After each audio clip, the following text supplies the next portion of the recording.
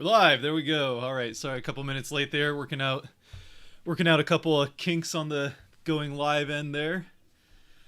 Ooh, who's ready for this first game? Let's go. Seattle Kraken at Golden Knights. I know there's a bunch of people at the game. I doubt very many of them are tuned in, but we're ready for some meaningful hockey. We already got one upset getting ready to go final tonight. The Penguins taking down the Lightning. We're watching the end of that game as we get ready for puck drop 15 minutes away for the Kraken. 15 minutes away for the Kraken and the Knights.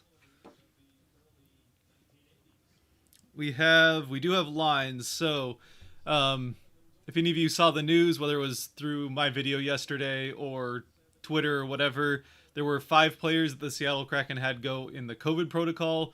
At least 3 of them we know have cleared today and are there playing. That would be Alexiak, McCann, and Donskoy, all cleared COVID protocols and are going to be playing tonight, which is very good news, especially McCann and Donskoy, as McCann's the first line center and Donskoy will be on the second line. So here are the lines from Ryan Clark.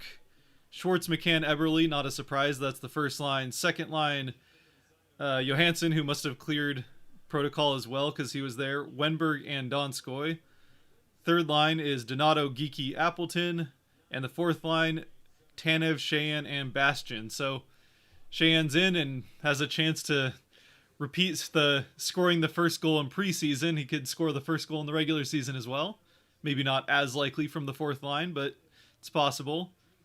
Defensive pairings, they're sticking with the Fleury-Giordano pairing for the first pair. So Hayden Fleury definitely impressed people in the preseason there, and clearly impressed the Kraken enough to earn the starting spot on that first pair defense for the first game.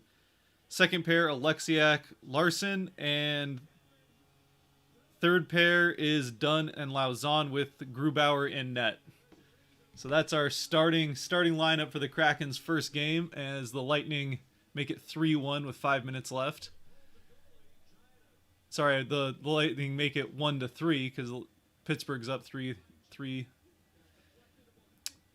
So yeah, 5.5 minutes left in this game.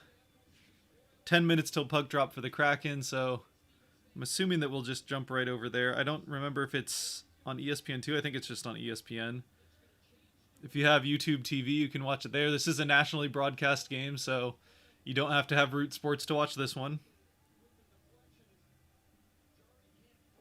Obviously, I can't stream the game for anybody that's new.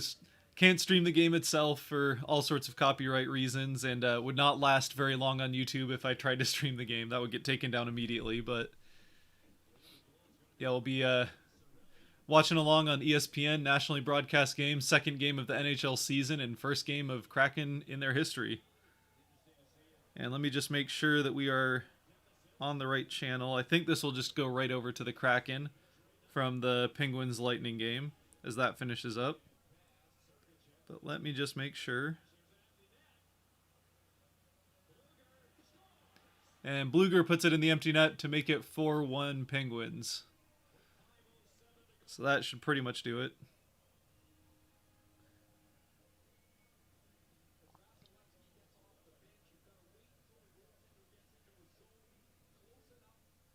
And then we're just gonna make sure real quick that we're good to go.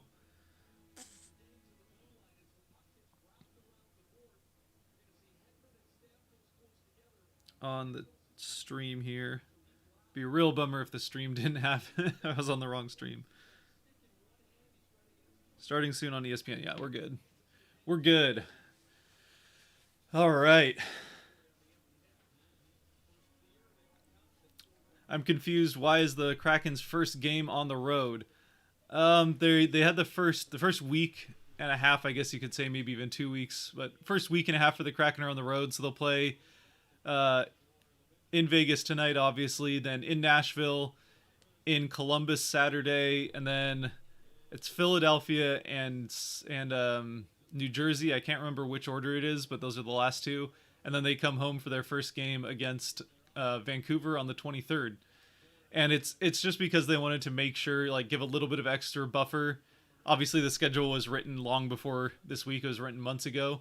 They just wanted to give an extra week of buffer just in case there was some hangups with the final construction of the arena. Make sure that they're not going to have like something go wrong with the construction of the arena, and then they have to push back the Krakens. Like they have to scramble to get the schedule figured out, or have the Kraken play in a WHL arena. So that's why it's the same thing with the Islanders have a new arena they're opening up this year, and that one's actually got a little bit later schedule, and I think they're opening like the first like 2 weeks or more on the road. So yeah, it's just to play it safe with the new arena opening up. That's why the Kraken will start on the road.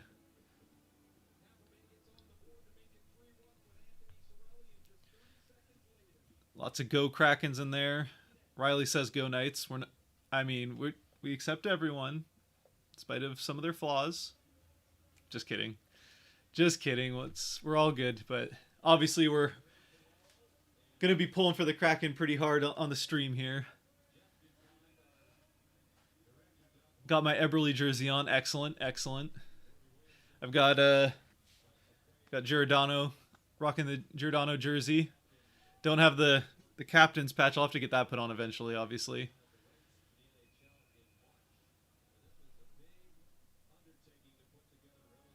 But I don't know if I don't know if I have to get another jersey. I don't know how long it'll take to get a captain's patch put on.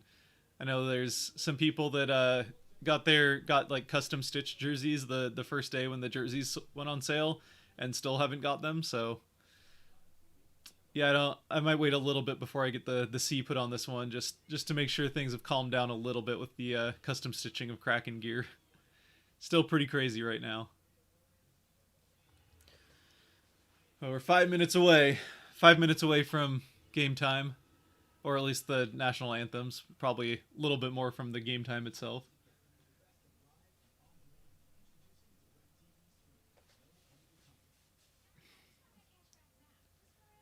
Kraken will either have the best or worst win percentage of all time after tonight. That's true. Yep. They'll either be on pace to win every game in their history or lose every game.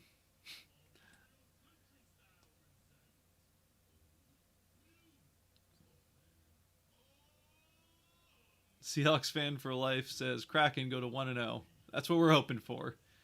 Definitely got a tough test in the first game against the Golden Knights, but they don't have their full roster. They're missing a couple of people. I can't remember exactly who.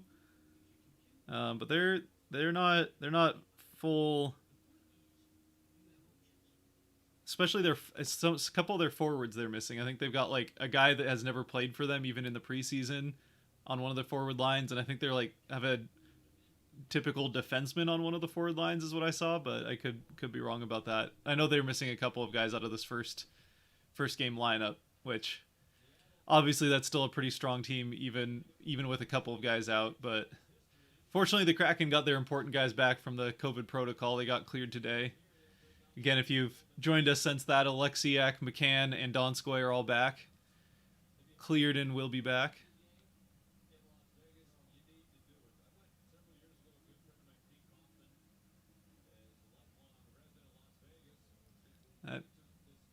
Going for it with the dancing there. I'm very excited. Yeah, me too. Me too.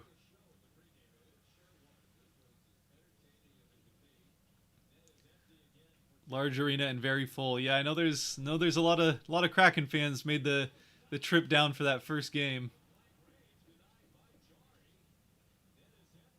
Oh, net's empty again for the Lightning with 3 minutes left in this game. They'll just go right over from. We're watching the end of the Lightning Penguins game.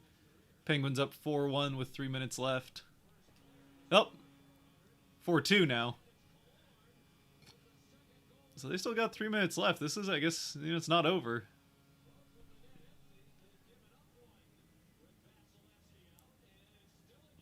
And they're keeping the net empty. They gave up. Yeah, there's Bluger put one in the empty net, and they're still keeping it empty. It looks like, although Vasilevsky just went back into it, so I don't know.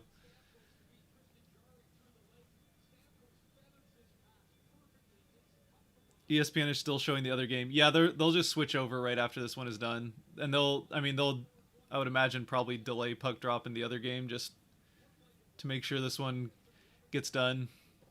or they'll put it on ESPN2, which then I'll have to switch over, obviously. But it's a national broadcast game, so they won't miss it. I hope. I don't have Root Sports, so there's no way. Like I don't have any way to switch to anything else. So.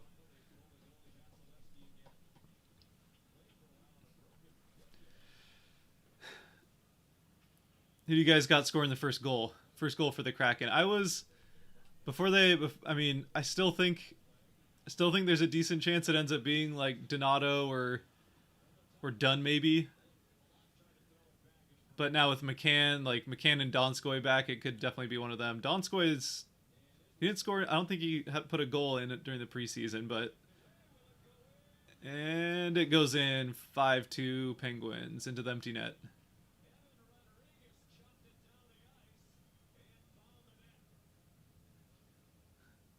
Got Geeky. I think Geeky is. Yeah, there's definitely a chance. Geeky has looked really strong in the preseason, and he's on the centering that third line. So, and especially with the Kraken, they're going to be evening out those minutes quite a bit more than your typical teams. Oh, it just snuck in there.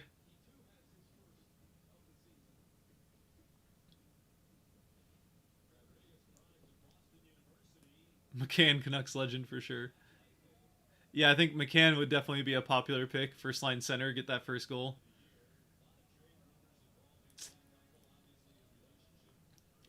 We're just hanging in here for the last couple of minutes of the Penguins Lightning game before they switch over.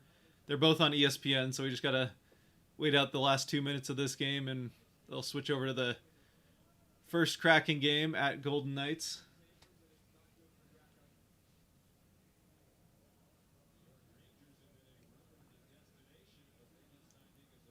And another empty net. Yep. Yeah, I'm probably on a little bit of a delay, so we'll have.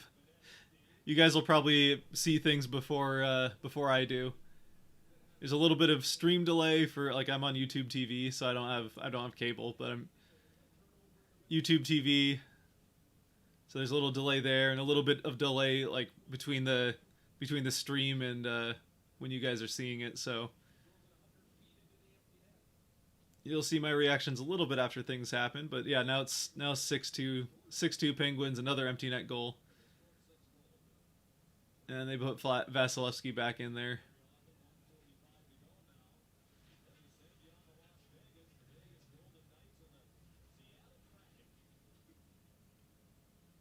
And we've hit 7:15, so hopefully we're not missing anything. Can't imagine they wouldn't just go over to that, but yeah, they're probably just pushing it back, I'd imagine.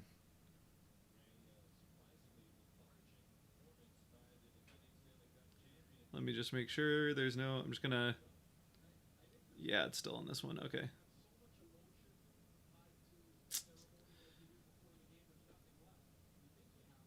Yep, we're still sitting live on the last minute and a half of the Penguins Lightning, and they'll switch over hopefully pretty promptly. I'd imagine they'll just end this game and switch right over.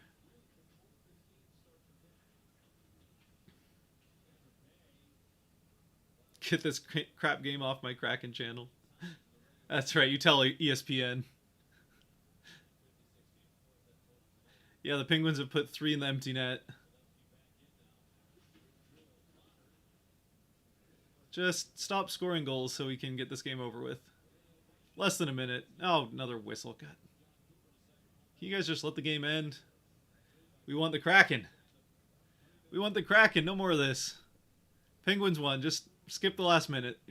Lightning aren't scoring 4 goals in the last minute.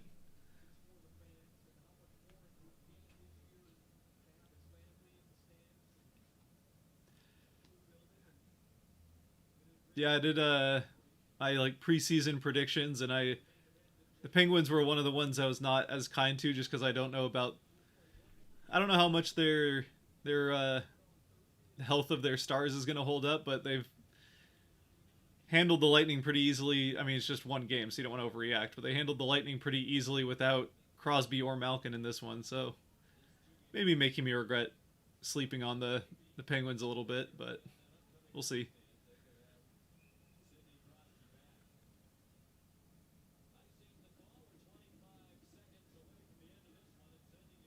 Oh, stop icing it. All right, they're cutting over. Yeah, okay. Things haven't gotten started in Vegas yet. They're waiting.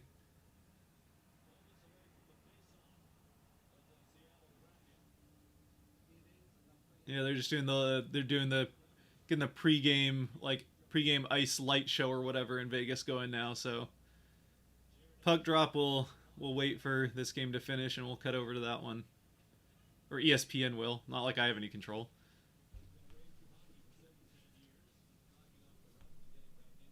The empty nets is what messed it up. Yeah, I mean it was 3-1 before they even put one in an empty net. And game over. 6-2 Penguins. They score three past Vasilevsky, put three in an empty net. And the Lightning got two with a man up because of the empty nets. So here we go. Get this switched over to Vegas, Seattle. Come on now. Let's go Kraken.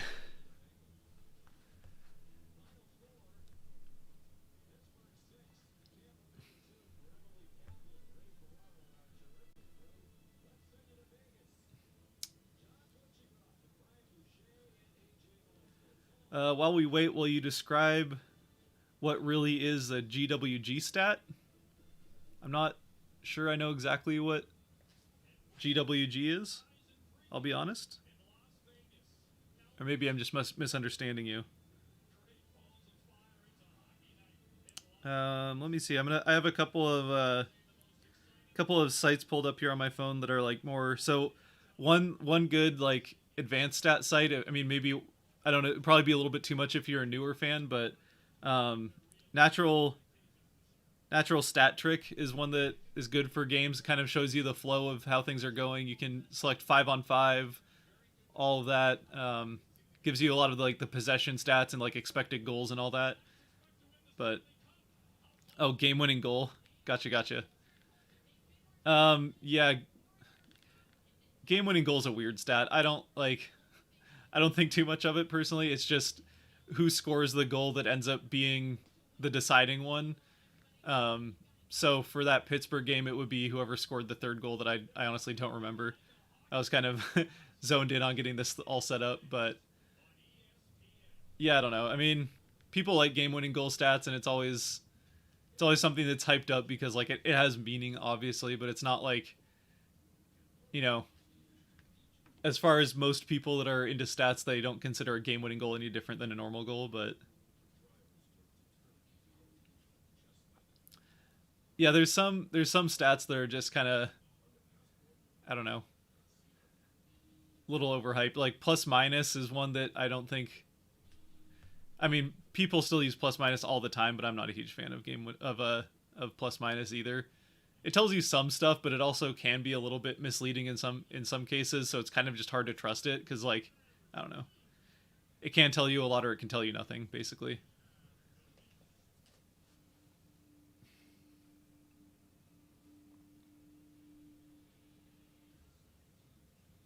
I expect the Knights to win it, but I want the Kraken to. Um, yeah, I think that's fair. I mean, it's the first night.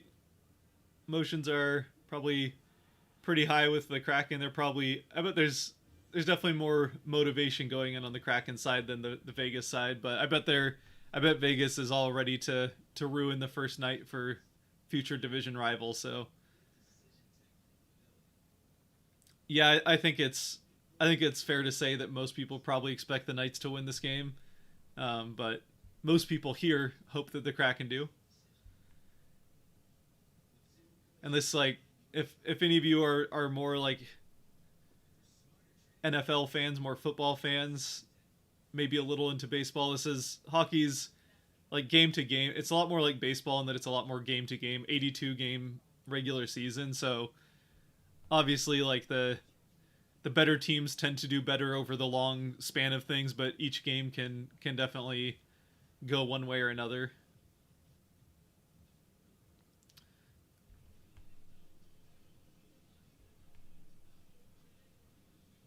Las Vegas is betting, so yeah, I don't think the even if Vegas is where all the sports books come out of, I don't think the sports books give them too much of a hometown favoritism. It's definitely not in their interest, right? The sports books are just there to make money, so they're not gonna make Vegas more of a favorite than they should be, because then they lose money.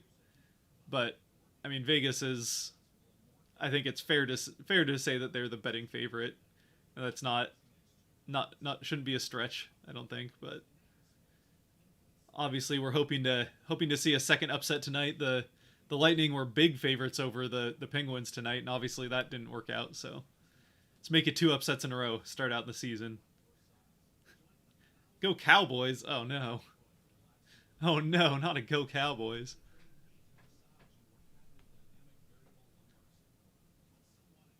At least it isn't a go Patriots. Or go Yankees. That'd be even worse.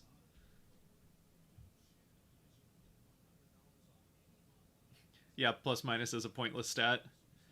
I don't know, like, pointless might be a bit harsh, but it's, yeah, there's way better stats that tell you basically what plus minus is supposed to, but without as much of the added in, like, plus minus, just there's so much that isn't accounted for with plus minus that's kind of, it's not so much that like what it's telling you isn't valid, it's just that there's a lot of stuff that it doesn't tell you that kind of throws it off a bit. But yeah, I think plus minus is way overused and kind of out of date at this point.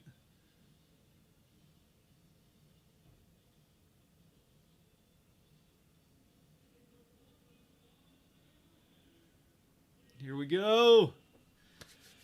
Here we go. They're getting the anthems going. There's 5 Kraken out there on the ice right now. It's got to be the 4. Yeah. Giordano and the 4 assistant captains out on the ice. I would imagine that's the 5.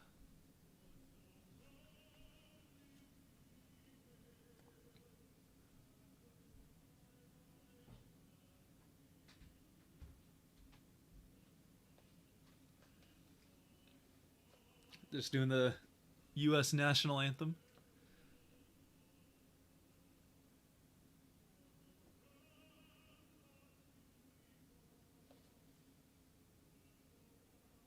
Do I follow the NWHL? Not really. I mean, I would say very casually. I think it's great. I mean, I hope the NWHL does really well and has all the success that can. I mean, I only have so much time to focus on. I pretty much just stick to, like, pretty much just follow the Kraken, obviously, and then Seahawks and Mariners. That's what I follow closely, pretty much, and the leagues that they're in. Like, I'm a huge fan of the NFL and MLB and NHL. NBA, I would be if Seattle still had a team, but we'll wait till the Sonics come back to get much into the NBA again. But yeah, I mean, I hope that the NWHL can get some success, and all the best to them. Hopefully Seattle can get a team. That'd be awesome.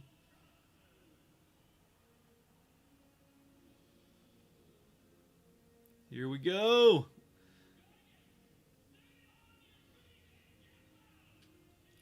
Puck drop's coming. The lights are up. Woo! Here we go.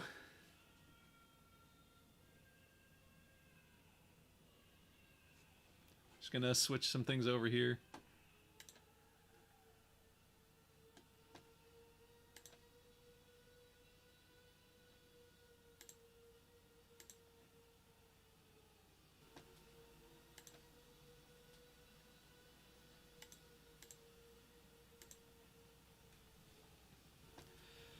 Oh, I'm so excited. I can hardly even like form words right now. I'm so so excited. I don't even know what to say. Go Kraken! Go Kraken! Oh, I'm so excited. I can hardly even like form words right now. I'm so so excited. I don't even know what to say. I got some sound coming. Go Kraken! Go Kraken! Oh, I'm so excited. I can hardly even like form words right now. I'm so so excited. Audio, sorry. Sorry about that. Get that off there. OBS likes to play with my audio settings every now and then. So sorry about that if you got some echo there. Oh, two big chances right away. Oh,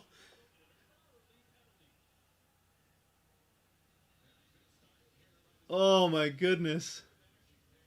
I think that was Schwartz. Schwartz had the first chance, and then off the rebound, Eberle just put it above. He had the open net, and he just put it right above. Oh, right over the bar. 2 minutes tripping. Who was that on? Oh, okay. Who? Someone on Vegas, number 20. I don't know who that is. Got a stick on it. Eberle had it and just, yep, that was a nice defensive play. Just got the stick right over there and forced that up. All right, Kraken right on the power play. Start things off. Half a minute into the game, they've got two big chances already. Now they're on the power play. Looks like Geeky's out there. Vince Dunn's out there. Donato. So this looks like the PP2 unit, but they're out there PP1. So Johansson. It's the third line and Johansson. Quarterbacked by Dunn. Geeky shoots. Off Donato. Dunn keeps it in. It's Geeky's got it again. Oh! Nice chance. Oh, Geeky. Oh. Man, Geeky is taking some shots. Back to Dunn. Shoots. No, couldn't find it. And they'll clear it, looks like.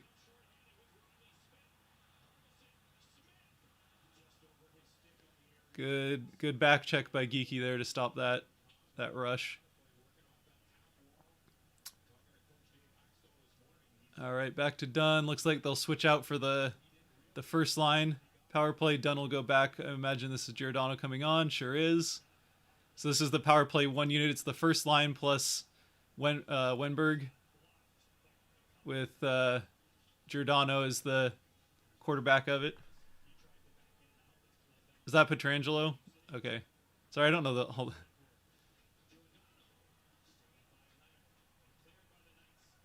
Probably should have known Petrangelo was 20. Oh well. You're on a big delay compared to TV. Yeah, so I'm watching it on YouTube TV, which streaming services, for whatever reason, always have a delay, especially YouTube TV, I've noticed has like a 30-second delay at least. And then the stream you guys are seeing, like, even past the delay that I have from YouTube TV, you guys are seeing the stream on like a 15-second delay, which is just, that's how YouTube works. There's nothing I can really do about that. So yeah, it's going to be on like a 45-second to minute delay probably, but not much I can do about it. So then you get to watch the action and then hear my reaction to it, afterwards. So at least there's that. Back to 5-on-5. Tanev on the forecheck.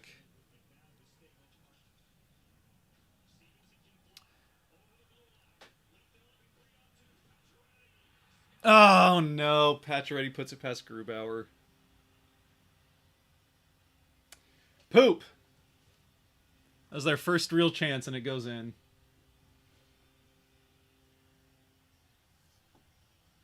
It's alright. It's a good start for the Kraken. Just unfortunate.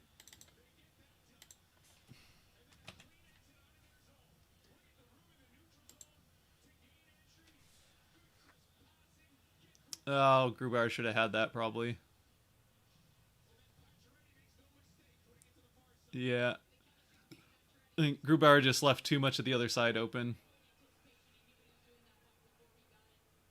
And it's iced going back to the other side.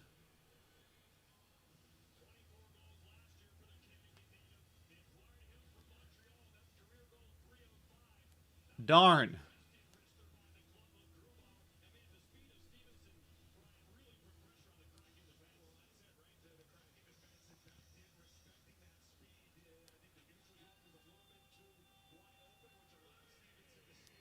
Alrighty. Vegas will be going to the finals most likely. We'll see. They have to get past Colorado, which they did last year, to be fair, but I still think Colorado's a better team. Playoff hockey is Playoff hockey is its own thing, though. So, I mean, Vegas. I think Vegas should be in the conference finals. The two best teams in the West, I think, are pretty clearly Vegas and Colorado. So, if you go based on who the best teams are, then that should be the Western final. But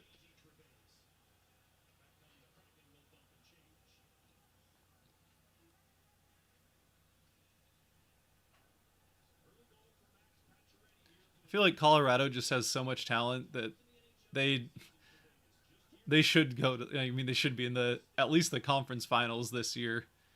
After they can't get out of the second round.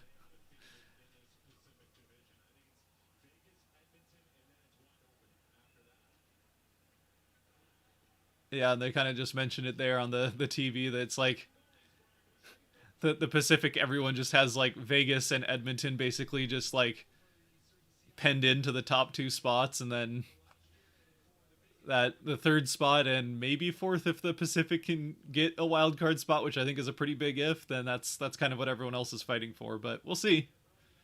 We'll see. Surprises happen every year.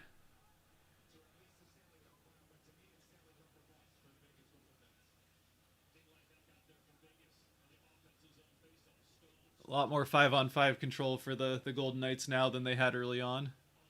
There we go. Nice Eberle with a good steal there. And caught by Leonard. That was an easy save for Leonard off shorts.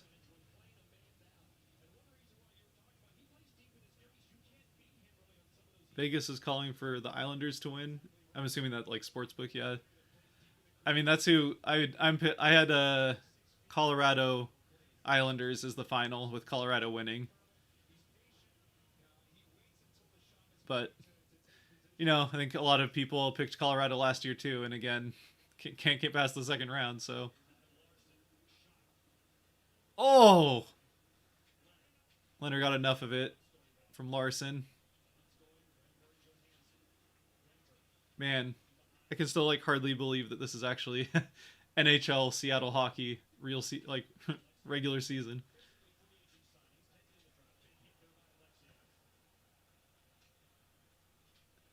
Kraken have the Tennessee Titans number font, do they? Maybe the old Titans number font. The Titans have a weird number font now. I'm not a huge fan of it. I'm okay with the number font for the Kraken. I really liked the number font that they had on the like when they announced that Seattle was getting the NHL team. They had that kind of just like NHL Seattle black and like black jersey with white numbers. I liked the font on those a lot, but he's all right. The number font is probably my least favorite part of the jersey, but it's still all right. Like the rest of the jersey is so nice that I don't even care.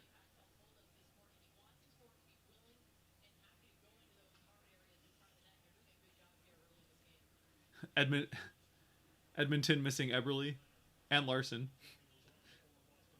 Think the Islanders are going to miss Eberle as well. That's one of their. He was their top scoring winger last year, and scoring is not something that the Islanders have done. That's the one thing the Islanders have not done particularly well. Nice save by Grubauer.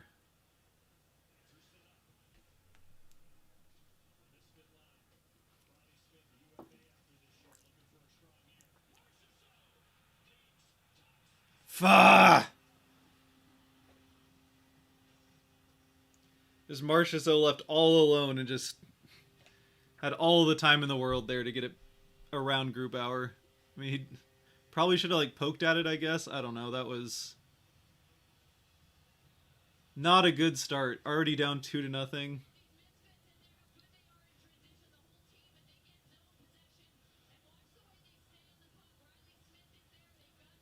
Yeah, they've just been Seattle's just been sloppy in the defensive zone, and Grubauer just left too much space again. He tried to like poke his leg out there, but he's way outside the net, and there's no one there defensively. It's kind of sloppy on all accounts there. I mean, you can't really leave Grubauer out to hang like that, but he's probably got to stay closer to the net when I don't know. I've never been a goalie, so easier said than done, obviously, but brother. All right. Well, let's change that score again.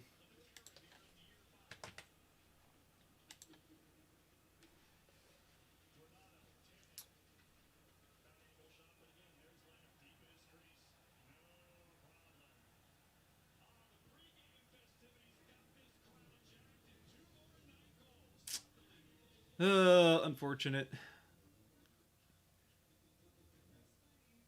It seems like the flow of play seems like it's been a lot more even, but the Kraken have just been kind of sloppy in the defensive zone, and yeah, a couple of. I mean, I can't say they would have been easy saves, but a couple that I feel like Grubauer was maybe a little out of position and probably should have had. But I don't know. Let me know what you guys think. Seemed like Grubauer was a little out of position on both of those, but what are you gonna do? Especially that last one. Like you can't just let Marchessault have all the time in the world to do whatever he wants with the puck in front of Grubauer. So that's, I think, more on the defense. Especially that second one's more on the defense than it is on Grubauer. But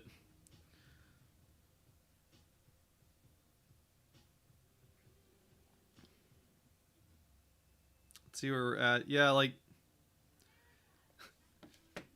the so looking at the yeah, natural stat trick is a good, like, kind of gives you like a live stream of some advanced stat stuff, and they're kind of pointing to the same thing that I'm talking about here. Where it seems like the Kraken have had pretty good control generally speaking. It's just when they've lost control, they've really lost control, and Vegas has been able to, outside of that first couple of chances right at the start of the game, Vegas has been able to like keep the chances to ones that are pretty easy for Leonard to handle for the most part.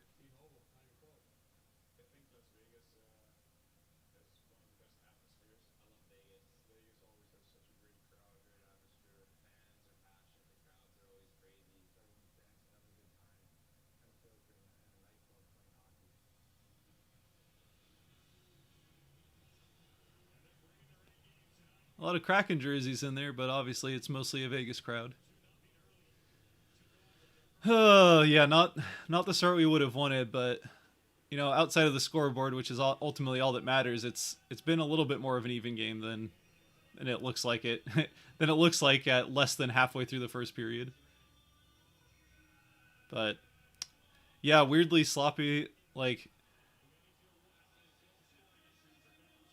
I kind of like, if you told me that Vegas would be up 2-0 halfway through the first, I definitely would not have thought that it would be because the Kraken were sloppy on the defensive end. I just would have figured it would have been like Vegas is just like controlling the puck the whole time and getting a lot of chances and a couple get through. But yeah, it's definitely been a story of, there you go. So it's 2 goals on 3 shots.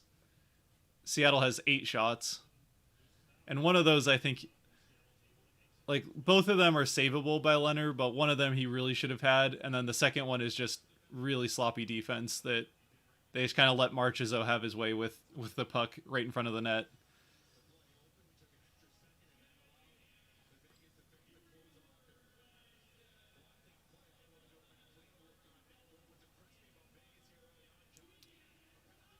Uh, don't give up hope. I saw an NHL 22 simulation that had Vegas up 2-0 as well, but the Kraken came back to win. You know what? I'm fine with it. Let's go with it. We'll just assume NHL 22 is the knows all. Good with the good with it as long as the Kraken come back to win. And like, obviously we want the Kraken to win. I think the biggest thing is I just want, like, just get on the board. Like, you don't want to come out of your first game getting shut out and still looking for that first goal. Obviously we want them to win, but see a little more energy on the bench. Tanev looks a little down. Come on, Tanev. He's probably just catching his breath, but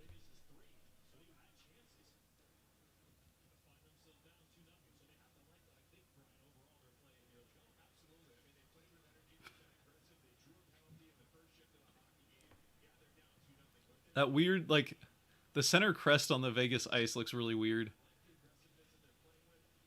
It's really kind of busy. It looks odd. I don't know why I'm why I'm looking at that, but it just kind of stands out. Oh, get back in that Grubauer.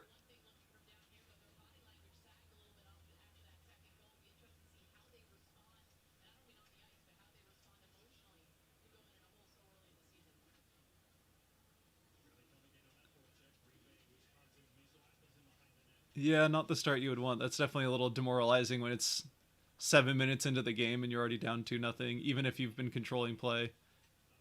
But it's got to bounce back. Geeky's got the puck.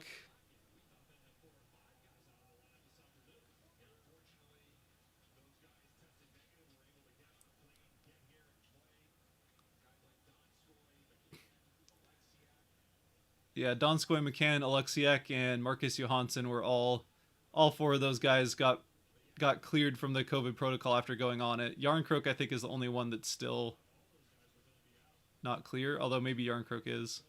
I don't think he's playing tonight, though. I don't remember reading his name.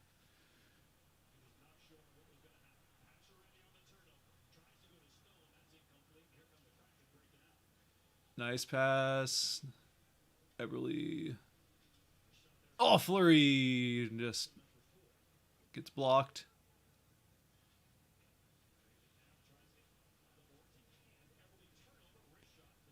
Now they're getting chances and they're got some control of the puck.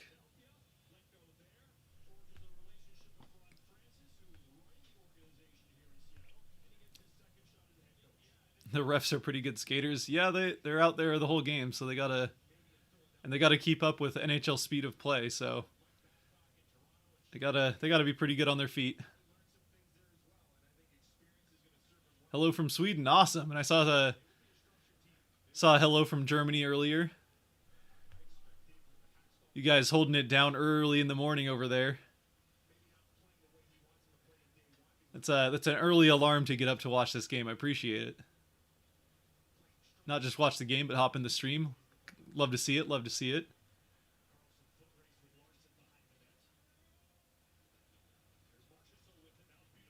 Oh, nice job by Wimberg there to pick that.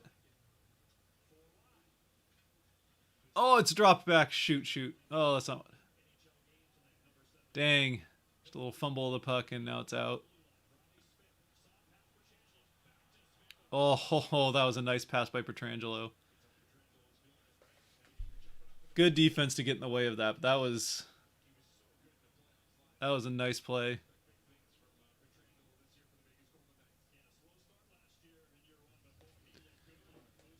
Oh.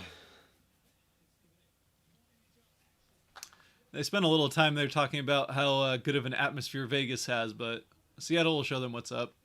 Just wait another week and a half. We'll show them. We'll show them what a rockin' NHL stadium looks like.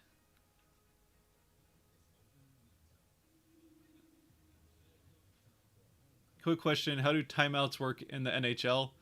I mean, I would say similar to basketball. You kind of have to. You can't just like it can't be in the middle of play. They have to um, wait till there's a whistle and then you can call timeout and have a little bit extra time. But like you couldn't wait and be like have a breakout, like have the other team like on a breakaway skating down the other side. Just timeout. Nope. Let's so yeah, they gotta. Is it free to subscribe? Yes, YouTube is free to subscribe. It's not like Twitch. Although actually, I shouldn't say that. I don't really know how Twitch works. Haven't ventured over there yet. But yeah, free to subscribe.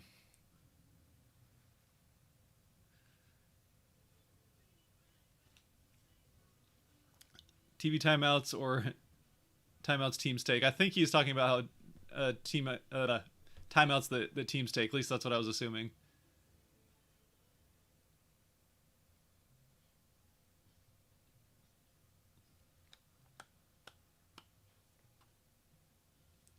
Just did. Awesome. Love to hear it. Yeah, like if you're new here, throw a sub. We're doing lots of Kraken videos, lots of NHL videos all the time. Every now and then we throw in something a little bit different, but mostly Kraken and NHL focused. Be trying to do like game breakdowns after most, if not every game this season for the Kraken. So we'll see how that goes. It's a lot of games, especially in a season with like condensed play. So throw a like on the video, it helps out as well. See, a lot of you have done that already.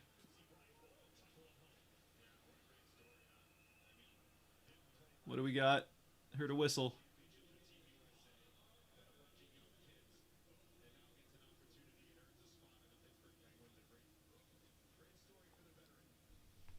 Do players sub out mid play? Yes. Yep. Yeah, especially like if you see the like a player kind of skating around in their own zone with the puck kind of by themselves or like with one other guy, then that usually means that he's buying time for his team to change lines. They won't they won't do like all five at once. They'll change kind of like over a few seconds. And usually only when they have control of the puck. The only time that they'll kind of change during play without control is like you saw earlier. Seattle kind of skated up past the red line in the middle and shot it down into Vegas's zone, like kind of into the corner. And then that's where everyone went and changed while Vegas goes and retrieves the puck. So yeah, they do changes during play, and also will change if there's like a whistle. The only time you can't change is if your team ices the puck, which is where they shoot it past the middle line and also past the red line where the goal is on, or the goal line is what it's called, but the red line that goes all the way across alongside the goal. If the puck goes straight across both of those lines, then you get an icing and you can't do a change if you ice the puck. So that's the only time they can't change. But yeah, mostly it happens while play is happening.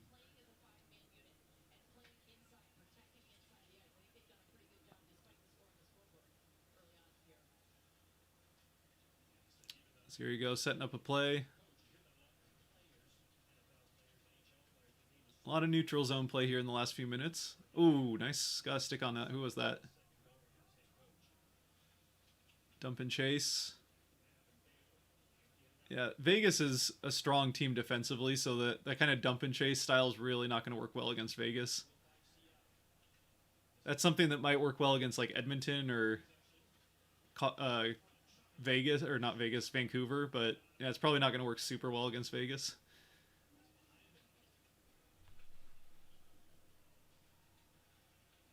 Oh, keeping it in. Nice, nice. McCann to Giordano. Oh, just missed. Fleury keeps it in. Pass it out to Eberle. Around the boards to Giordano again. Back to Wemberg. Yeah, and so there you see like Seattle got a couple of guys changed, but Vegas is trapped in their own zone while Seattle's the puck, so they're not going to change anybody. And now they get it out of the zone, so they'll have a couple of guys change out. But that's where even if they're not getting a lot of shots on net, where Seattle's controlling the puck there in the offensive zone, it keeps Vegas's guys on the ice, and the longer that they can keep it in there, the more tired those guys get.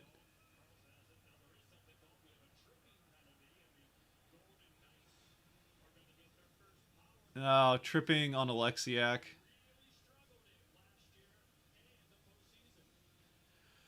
All right, Vegas on the power play up 2-0.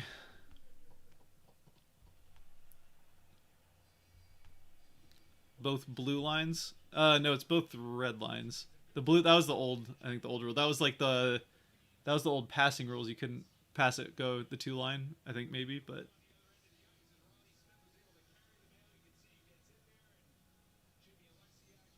yeah, the center line is the red line in the middle. I suppose that's pretty self-explanatory. Center line's the one in the middle of the ice.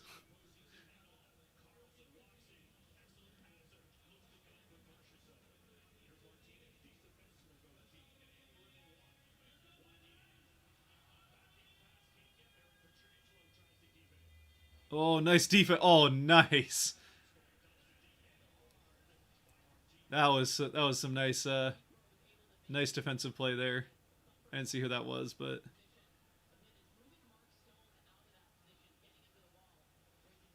yeah, it was tripping on Alexiak. Tanev on the forecheck. It's kind of a weird. Tanev like turned off of it kind of weirdly. Just trying to make sure, I guess, that the change for the second penalty kill unit went through.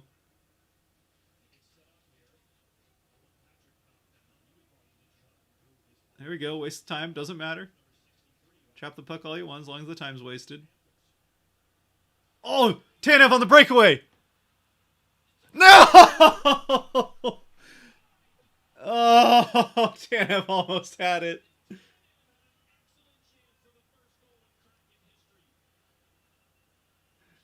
Yeah, I'm sure his hands got a little sweaty there. Just he knew he had the chance for that first goal, and they mentioned how they all want that first goal, but they're definitely aware like that first goal is a big deal. Oh, Grubauer, what a save! That's a nice save by Grubauer to keep that one out. Oh, Schwartz with that nice pass. Oh, he just lost it. I think he had him beat. Oh, I think Tanev had him beat. He just lost the puck transitioning to the backhand to try and put it past him.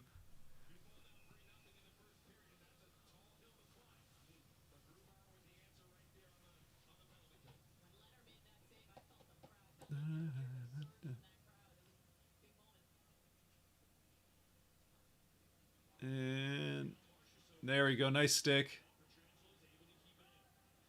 Who was that? That was Donskoy.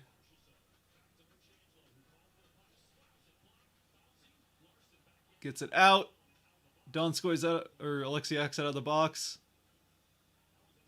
There we go. Nice play by Alexiak. Comes out of the box, gets the puck chipped into the Vegas zone, and gets over to the bench.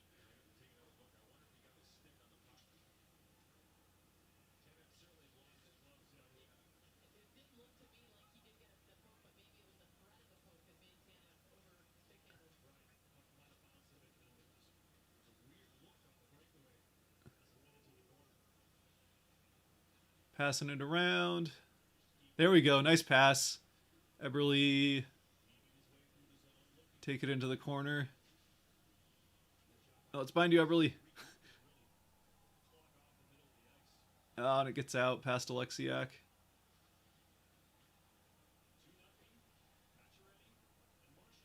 What do we got going on here?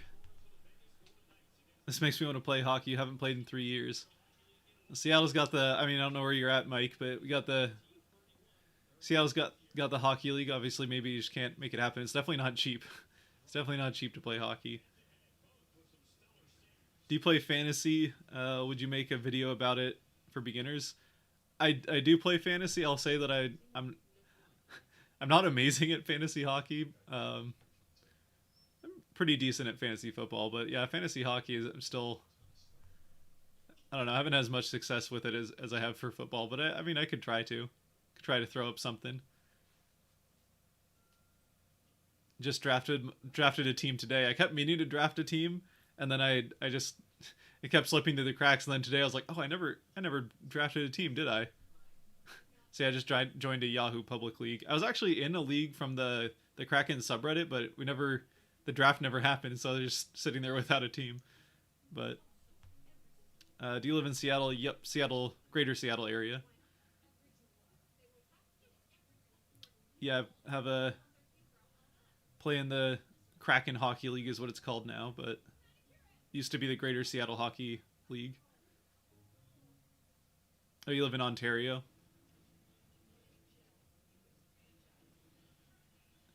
I don't. Yeah, I mean, I don't know anything about the Ontario Hockey League scene, but I'm sure it's plenty of ice up there, but I'm sure it's no less expensive either.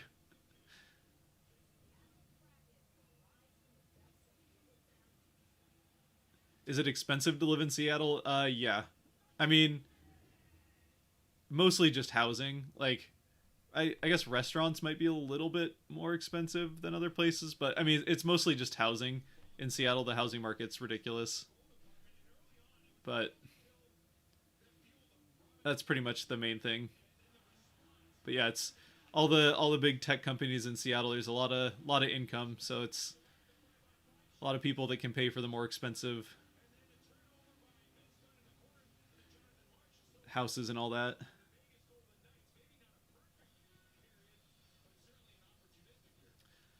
I'd be down for that. I'm considering fantasy hockey as a way to learn about players. Yeah, it is as long as you're like able to like kind of follow your team in fantasy hockey, and by that I mean just like be kind of. It's different than like if you've only played fantasy football. That's like you know, football games are pretty much Sundays and then one on Monday and one on Thursday, so it's really easy to just like check it once a week. With like fantasy hockey, it's a lot more like baseball where you know, you kind of have to be changing your lineup every day if you really want to be on top of it, or like every other day. You just have to be a little bit more on top of it. So it's definitely a good way to learn players as long as you have like time to kind of check your lineup and look at stats and stuff like that. But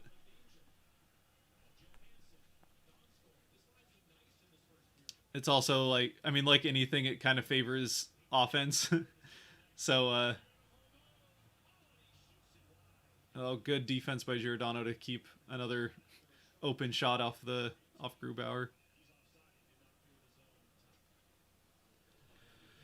Well, not the first period we would have hoped for sure, but overall, Seattle's looked pretty good 5-on-5 and shut down Vegas's power play pretty well and had some good chances on their own power play, but couple sloppy plays in the defensive end there early in the first period, and it's all it takes against a team like Vegas, and they'll get it. They'll get those in the net.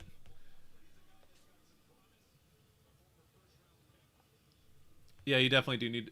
I mean, like at least I know like Yahoo Fantasy for hockey has like it has a button where you can just press it and it'll just auto update your lineup for the entire week. So you really, I mean, I guess you only have to check it once a week, but you really don't get much out of it if you do that. I feel like so, especially if you're doing it to learn players and all that. You know, the more on top of it you can be, the better for sure.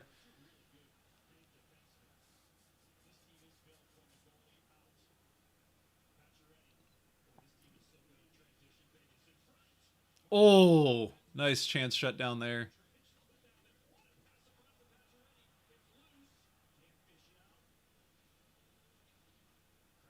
Nice play by that was Schwartz again. Back to McCann. Oh, he tried to pass it back into front into Deberly.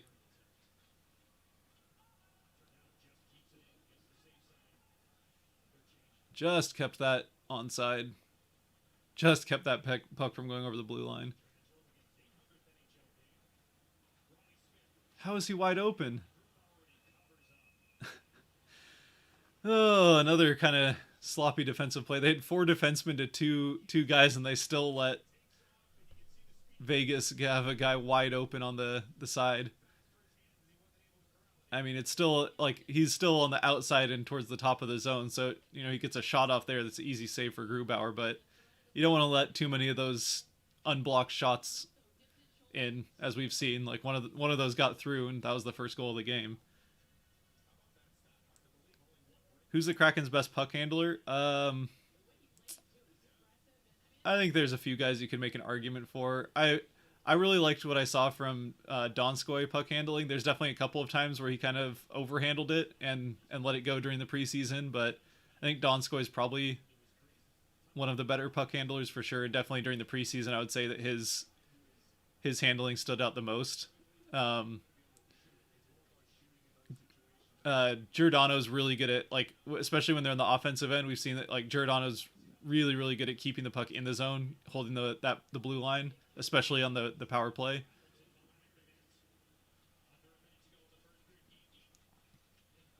And then like we've seen a couple of times that oh, here we go. Oh, Giordano's shot. Geeky's pretty good with the puck. Still makes some mistakes, but generally pretty good with it.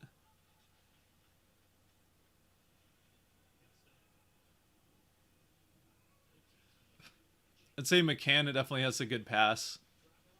Tried to wrap around. Oh, Nathan Bastian was almost there to put it in the other side off the wraparound. 18 seconds. Shan to Dunn. 10 seconds and cleared. That'll pretty much do it for the period.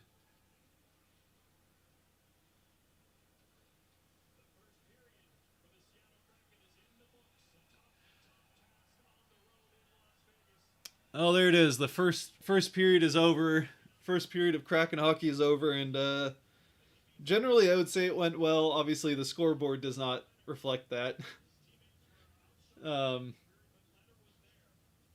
Yeah, Kraken out shooting the Knights, and honestly, 5-on-5 I would say looked better than Vegas did, but a couple of, like we've talked about, a couple of those sloppy plays early in the defensive end, and it was like really Vegas's like first two opportunities, and both of them went in just because like sloppy defensive plays and kind of leaving Grubauer out to dry a bit. Although the first one I think Grubauer probably should have had, but what are you gonna do? Ultimately, regardless of what happens, it's the first game. You don't want to overreact, especially when you're playing one of the better teams in the league like Vegas. But they're also hoping to make Seattle's hoping to make the playoffs, so be competitive for the playoffs. So you're gonna have to be able to be at least competitive against teams like Vegas, because if you do make the postseason, that's who you're gonna end up playing. So yeah, we'll see.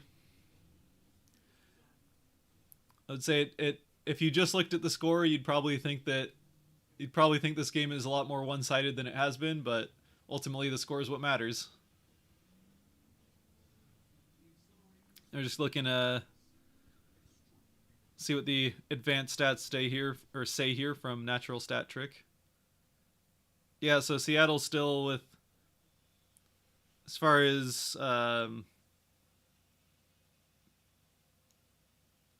puck control, like Seattle's got the been kind of in control of the 5-on-5 play for most of the first period there, as far as like the Corsi is concerned and expected goals. But obviously there's only so much you can really, advanced stats only tell you so much, and the scoreboard tells you it's 2-0. So 2-0 is the worst score to have in hockey. That's what they say. Yeah, ever since ever since they got rid of the trap era, and scoring was allowed again in hockey, you can say the 2-0 has been kind of that like superstitious score of like, oh, that's the one people come back from. But obviously you don't want to be down 2-0, but it's not been a dominating 2-0 for the Knights for sure. What am I drinking? This is I got some Kraken rum. I was saving it to drink when the Kraken scored their first goal, but it's sitting there and I can't not. It's the first game. Probably have to step away and at some point and grab a beer, but figured first game we'll get some rum, sip on some Kraken rum. I was looking for Sky Kraken beer, the Fremont. If you're from Seattle, Fremont Brewing does the Sky Kraken, which they've been doing since long before the Seattle had an NHL team or named them the Kraken. But it's a good beer and it's got the Kraken name. So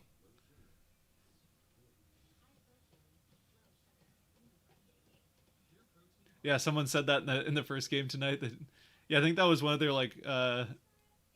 I think that was like between the second and third period. The ESPN panel they had out there was they were talking about the 2-0's the worst score in hockey. Yeah, it's just kind of a superstitious thing.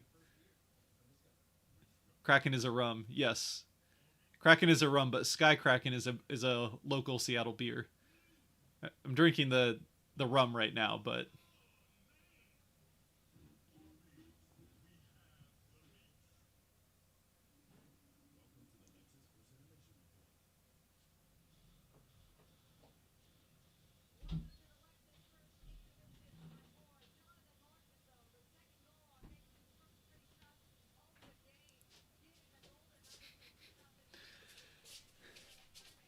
my wife must have heard me say I was going to get a beer, so she's gone and grabbed one for me. Thank you, wife. A spiced rum. Yes, it's a dark spiced rum. It's what the Kraken rum is. Also has been around for much longer than Seattle or the Kraken. They're talking to Hackstall. Let's see what he has to say.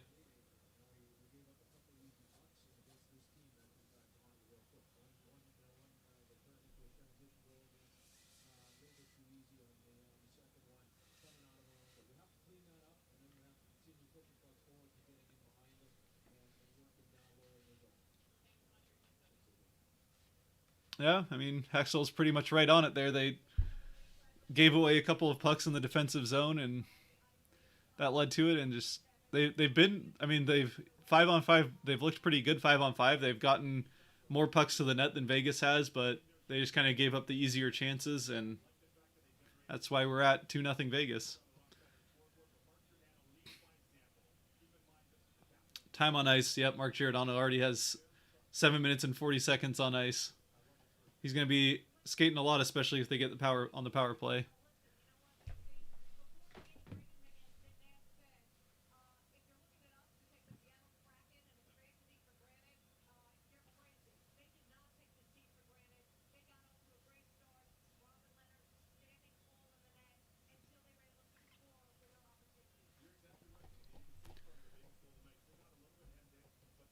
As a former Leafs fan, I can think of worse scores that you have probably witnessed.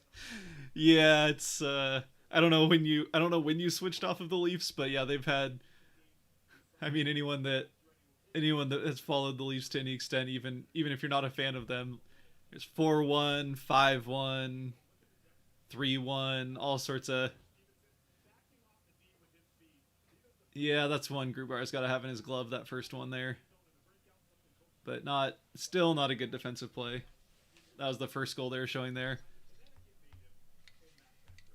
All right, we're gonna crack open this. It's also Fremont beer, but again, it's not the Sky Kraken. This is the.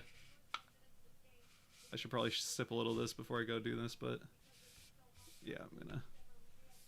Got the Fremont Dark Star is what this one's called. It's got a dragon on there, which is still a mythical creature, so we'll work with it.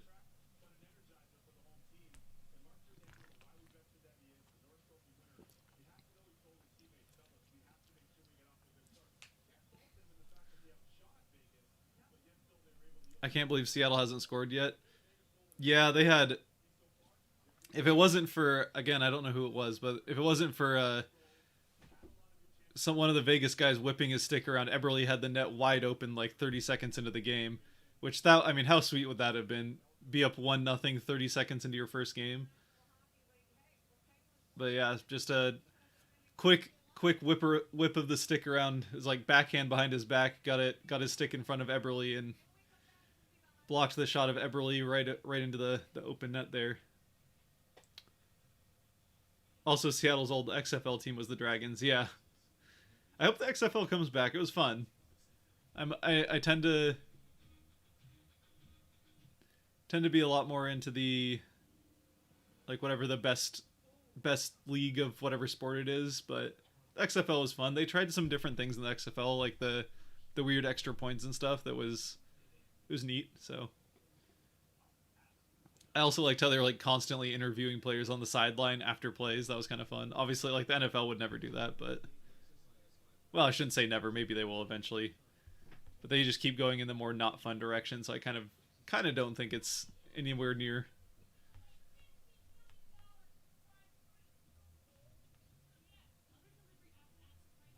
Thoughts on the Lightning performance today? I mean, like they were saying during the broadcast, the Lightning did look pretty flat. It looked, yeah, it definitely looked like a team that just didn't have that like that energy. I mean, the Penguins definitely looked like they were there to prove something, and the Lightning just didn't really they didn't control the puck much. It felt like there just wasn't, like you used to the Lightning just kind of dominating like puck control over the last couple of years, and they'll just create enough chances that eventually they'll get a couple to go through and they end up winning that way. But Pittsburgh pretty much controlled the play for most of that game, and it definitely it seemed like Pittsburgh was way faster. And Vasilevsky, the first goal was 100% on Vasilevsky. He just was out of the net and then didn't got back just in time and had it go right past him. He just kind of a boneheaded play, but I mean, which shows you we were talking about how Grubauer probably could have had that first save. You know, it's the first game for everyone, so even Vasilevsky, who's the best goalie in the NHL, makes those knucklehead plays at the start of the season.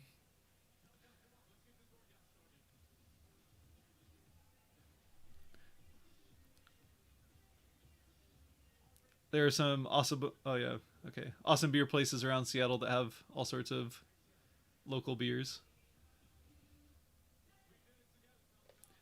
I see here it was from the Peachan. I need to learn about the local beers. Just moved here a few months ago. Yeah, there's Seattle has a great craft brew scene. Especially like the Ballard Fremont area has a number of breweries there and like pubs that carry local breweries. Fremont's a great one. Pike down in downtown Seattle's a good one. Bellevue Brewing over on the east side is pretty good. That's just naming a few of them. There's a number of really good ones. Hales in the Ballard area as well is pretty good.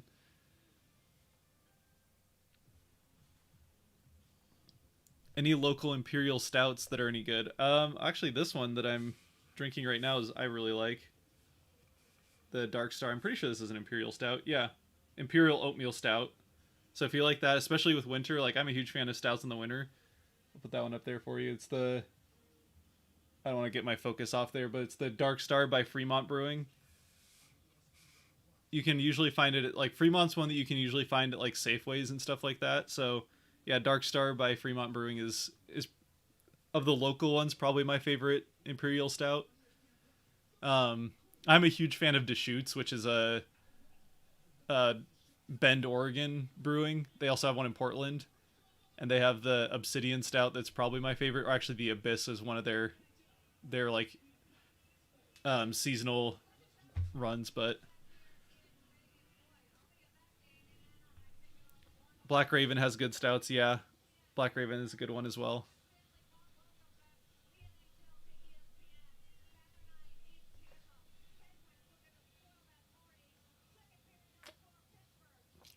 Oh, here they go. They're showing the Vasilevsky like yeah, Vasilevsky out and tried to pass the puck past Bluger. It looks like and just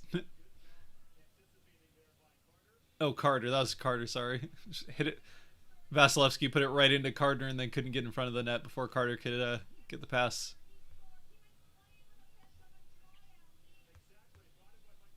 Cheap sips selections. Yeah, I'm a big fan of IPAs personally, but once the weather starts to cool down, get into fall and winter, then I'm all about the stouts and the porters as well. But IPAs I can drink any time of the year. Which I feel like IPAs are like most people like them, but there's definitely people that just don't understand how anyone could drink an IPA. So depends on what you're up to, but yeah, Seattle's got good beer for anybody. There's even if you're gluten free or like trying to not do as much gluten for whatever reason or know someone that is, there's Ghostfish in South Seattle that is also really good in their gluten free beer. So I don't mind IPAs, but I'm baffled by their popularity. Yeah, I think it's just because they're bitter but also have flavor, and like if you're not into bitter stuff, then it's probably not for you. But especially like, I mean, you know how much Seattle loves coffee. Let's not talk about Starbucks, but coffee, like how much Seattle loves good coffee. That's one bitter thing. So I guess it's not too much of a surprise that Seattle loves IPAs as well. If you like the taste of bitter things and hops, then you'll like IPAs. Oh. Well, we're still waiting for the first Kraken goal, so it could be anybody. Eberle had the first, I guess Schwartz and Eberle had kind of the first two good shots at it. Geeky had a couple of good chances on the first power play. Tanev had a breakaway where it looked like he had Leonard beat, but lost the puck transitioning to his backhand after trying to handle it around Leonard. And so a few guys have had chances. Seattle's had more chances than Vegas has, but just Vegas has had a couple of better chances thanks to some sloppy defensive play and has made two of them go in. So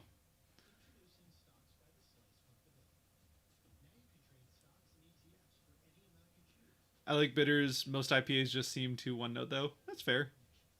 Yeah. I don't blame anyone for not liking IPAs. Personally, like I said, I'm a huge fan of them, but I get why not everyone is.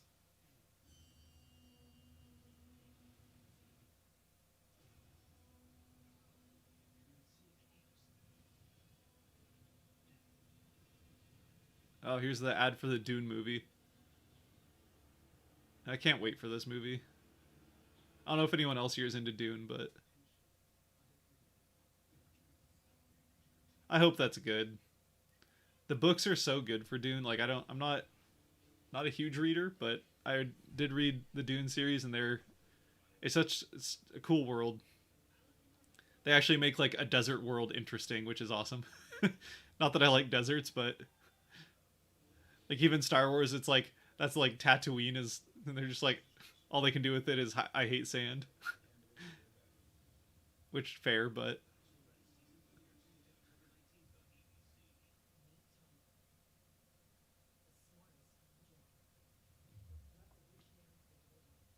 yeah, Imperial stouts do probably have they definitely have more flavor. Like stouts and porters, like darker beers, I feel like in general have more flavors than lighter beers do. Just kind of part of the nature of them. So yeah, I feel like sweeter, more flavorful things, or just more flavor than yeah stouts especially. That's why I've always liked stouts better than porters, just because it's a little bit more that way. But all right, should be getting close to the second period.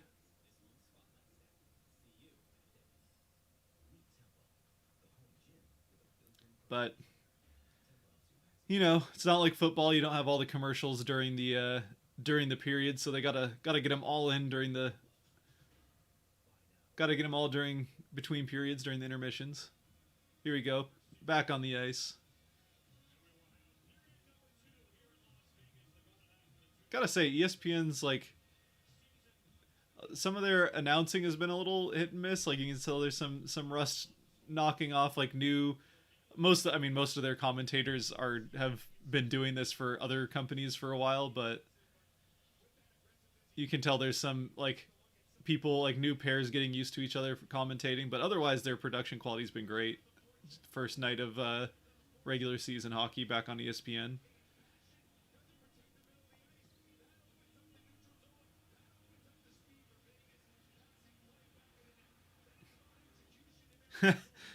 Yeah, I'm not a fan of alcohol and days that don't end in Y. I definitely know people that just don't drink alcohol, and that's I mean more power to you.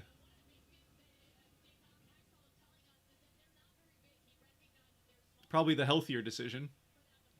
Like even if you're like responsible with it, like I think there's enough out there that suggests that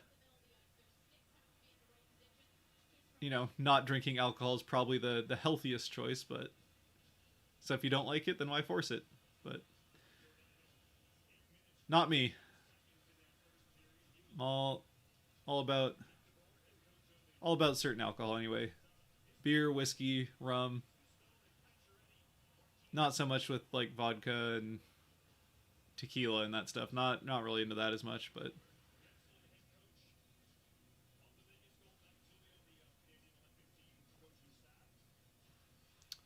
yeah, having the two guys on the forecheck, I feel like there's like some of the like this like we were talking about with some of the sloppy defensive play that led to those two goals. It seems like a lot of that from the Kraken is just like it seemed like miscommunication, and that's probably like what they're talking about with the two guys on the forecheck.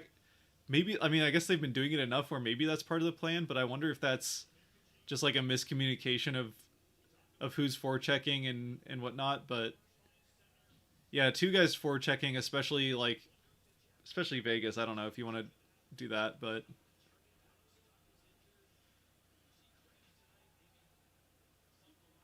Giordano dumps it in. We're doing some dump and chase. Still not sure that's the best idea against Vegas, and yeah, we're right back to a breakaway. Yep, there's another odd man, well, kind of odd man rush for Vegas.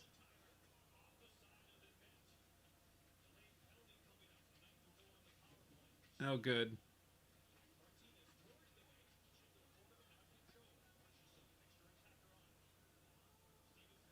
Vegas is going to be on the power play, so they got 6 on 5 now. That's not really what you want.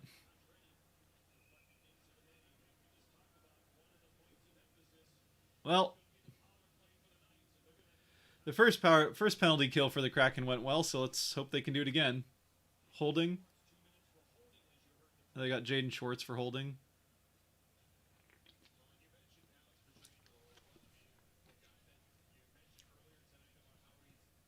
See if they show it.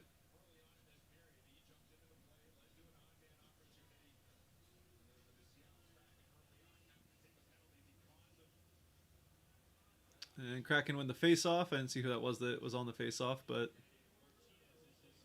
Oh, come on, get to it, get to it. And they get it out. Nice. Clear that back. Who's that? Someone's back on it. That's Donskoy back on it. And again, they kind of got two guys a little bit more forward than... That was Cheyenne. I think that was the other one that was up there near Donskoy. There we go. And Seattle clears it again. So far, so good to start off this second penalty kill. Tanev up on the... kind of backing off the forecheck, but...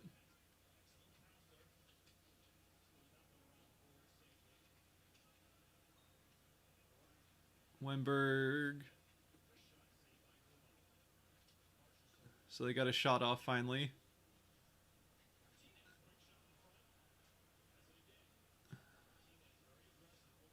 And Vegas finally... This is the first time Vegas has really looked settled on the power play. So it's been pretty good penalty killing from the Kraken up until this point. But even still not keeping it on the outside, not letting anything get inside. There we go, and dump it out. Nice. So why do you have two guys up there? Okay, so now they're going to change out. So yeah, maybe that is just a thing they're doing, like having two guys forecheck, especially on the penalty kill. That seems a little weird, but 26 seconds left on the power play. Someone just fell down. Who was that? That was Donsk. Oh, was that Appleton?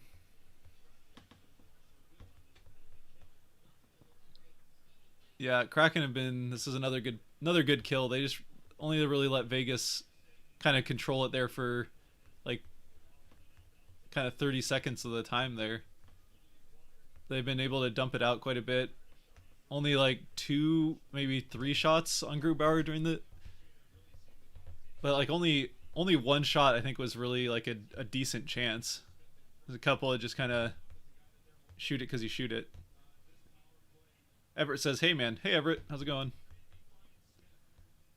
How long can the goalie hold the puck? It's kind of up to the ref. If the goalie just kind of if the goalie just holds onto it, then the ref will just blow his whistle and they'll do a face-off on one of those 2 circles in the zone. Ooh, nice save by Grubauer there. So back to 5-on-5. Schwartz out of the box. Oh, dang. They almost had it. Another penalty?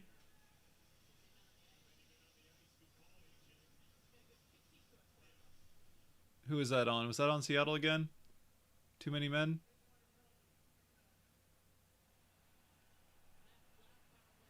Are we back on the penalty kill? Yeah, this is definitely I think that'll be the name of the game here if this score holds up. Is just kind of sloppy. Like when they're together, the Kraken have actually looked like the better team, but they've just been too many sloppy moments.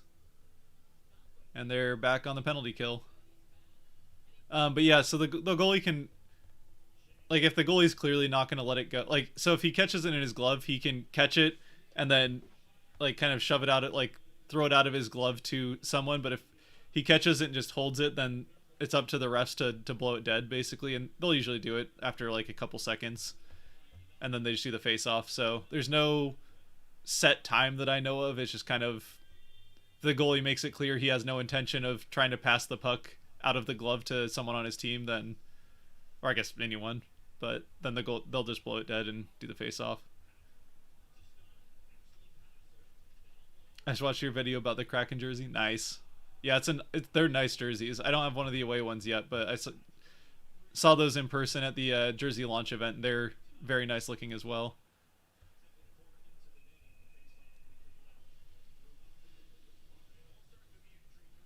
Yeah, and that's a good point too. The goalie can also just freeze the puck against the ice. Like he can just kind of like use his glove as like a tent over the puck, and that's the same thing. Like if he puts his glove over the puck and holds it there, then the same thing, they'll blow it dead and do a face off. Um, but he can also like kind of use his glove as a shovel and like shovel it to somebody on his team or anybody, I guess. Like if he wanted to shovel it to someone on the other team, then it's not against the rules, but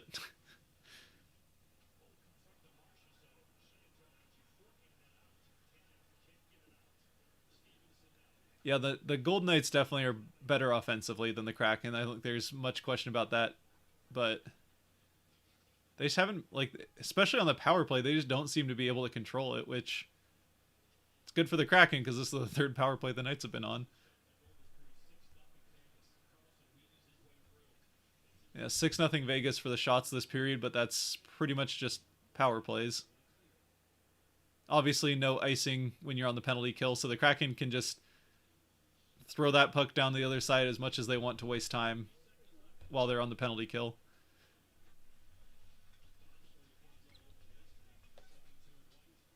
I'm a Sharks fan, so I'm really rooting for you guys. Until you play us, right? But oh, Marchessault was almost had it open, just decided not to take the shot. I think Marchessault should have taken that shot. He was wide open, just right next to Grubauer again. Oh!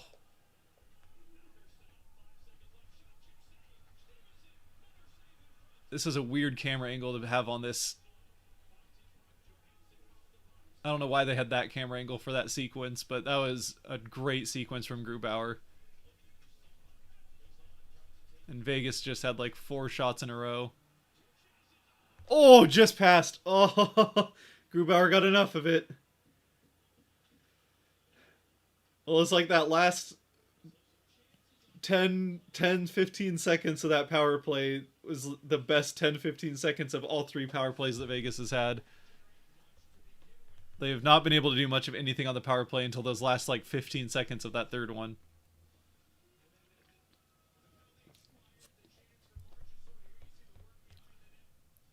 See, Marchessault right here. I think he just should have. I guess he didn't really have a handle on it, so maybe that's why.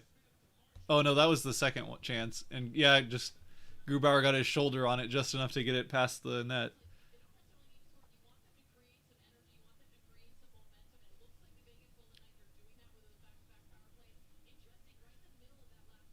Oh, what game time am I at?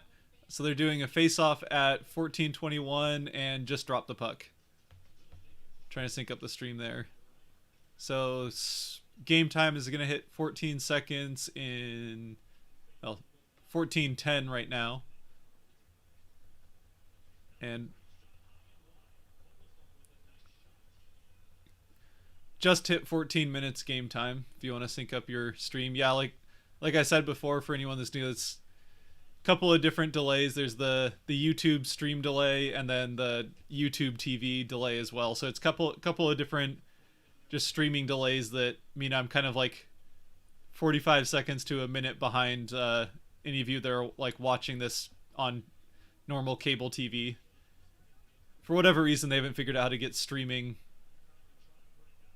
They haven't figured out how to get streaming as close to live as cable TV is, but guess they still want people buying cable, which damn it.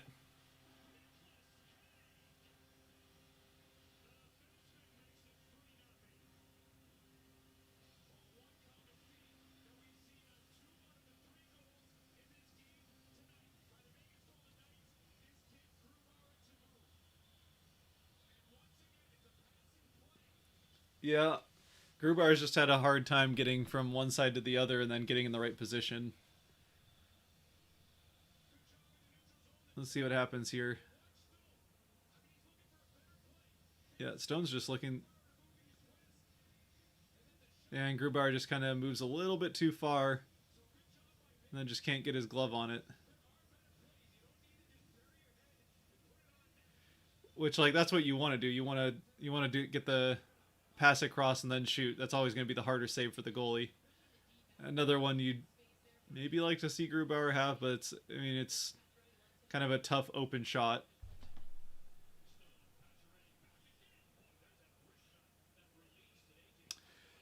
Oh, brother. 3-0 is a little harder to come back from.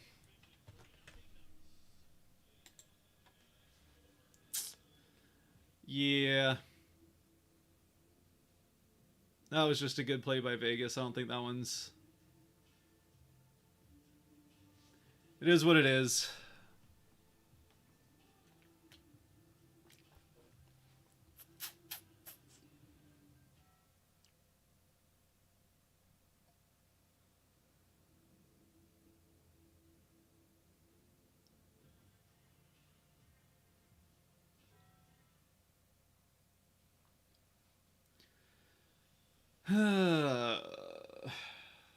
It's okay. Kraken can still come back. I don't know if it's super likely at this point, but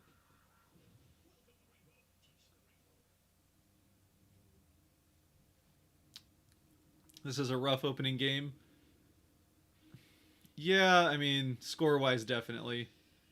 And this second period, Vegas has definitely looked like the better team in the second period.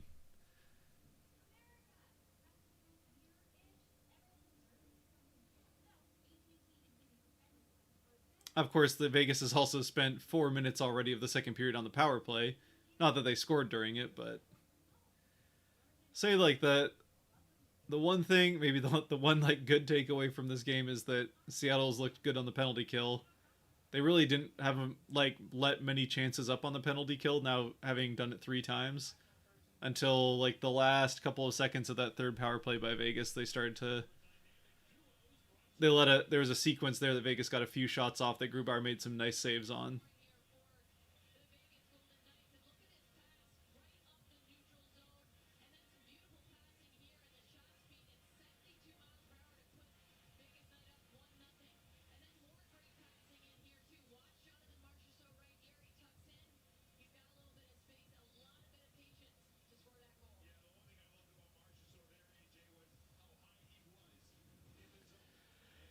All right, as long as the Kraken can get on, like, obviously we still want them to win and they still can win, but as long as they can get on the board, then let's just not get shut out in the first game. But we're still hoping for the win, still definitely possible.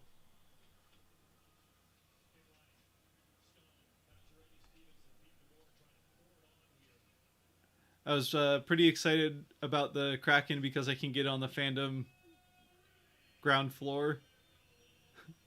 I'll never have the same relationship with the Mariners or Seahawks that lifelong fans do. Yeah, that's fair. Especially, I think you were saying that you just moved here recently. Yeah, especially. I mean, the Mariners. I think will be a.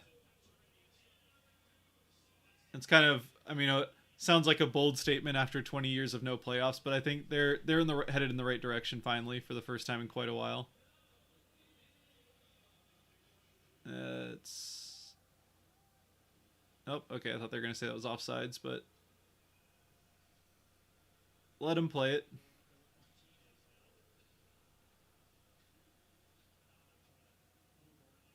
And loop that out. Nice. Back to Johansson. Wenberg. Shot. Where'd it go? Oh, deflected out. Okay. Dang. Another good shot, but yeah, Leonard's looked pretty good tonight. I wouldn't say there haven't been a ton of grade A chances, like ton of the best chances the Kraken have had, but Leonard saved every one of them so far that's actually gotten on net. The best chance was really the best chances were like the two in the first minute of the game from Schwartz and Eberle. Eberle had the best chance, but there's a never got to the net. Someone got a defensive stick on it.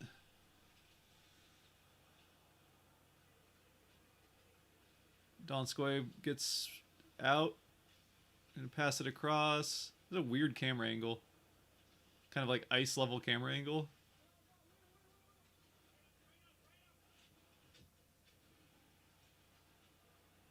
Oh, that would have been a nice pass if Johansson had been looking for it.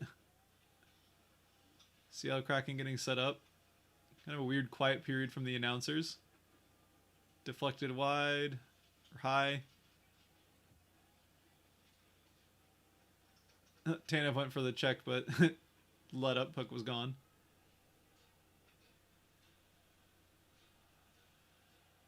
All right, Hayden Fleury.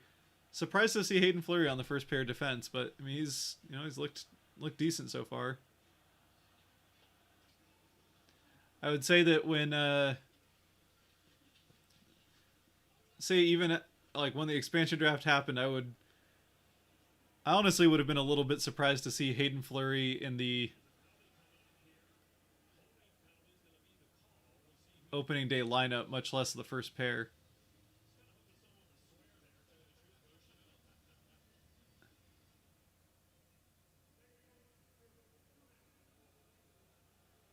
Vegas number 2, so Seattle's going on the power play.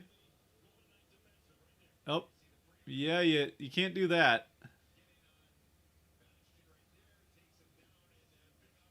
Hold on, Bastion. Or sorry, Vegas held Bastion. So now Seattle's on the power play for the second time. So we'll get to see the Seattle power play. Looks like they're starting with the PP1 unit this time. So they got that first line of Schwartz, Eberle, McCann, and then Wemberg, and then quarterbacked by Giordano. So now they'll lose the face-off. They'll set back up. Oh, Giordano, Spinorama. I'll try and break back into the offensive zone. Pass to McCann. Nope, into the corner. Nice. Block it, and blacked out again. Yeah, they can't seem to... having trouble getting set up in the zone.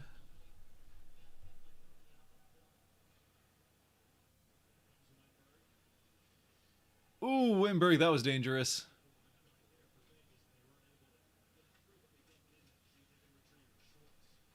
All right, here we go. We're in the zone. Eberle's got control of it.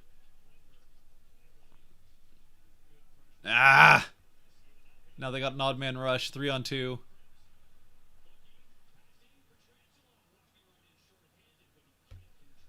You can't let up odd man rushes on the power play. Their first power play looked pretty good, but this has been it's been a good kill by the Knights. This Kraken just can't get anything going, and then let up an odd man rush there. Short-handed odd man rush. There we go. Here's the second. So this is the second unit. Oh, nice shot by Donato. Oh! That pass, if that pass gets through, Geeky puts that in. Oh, and they lose the puck. 20 seconds left. Couple of good chances there.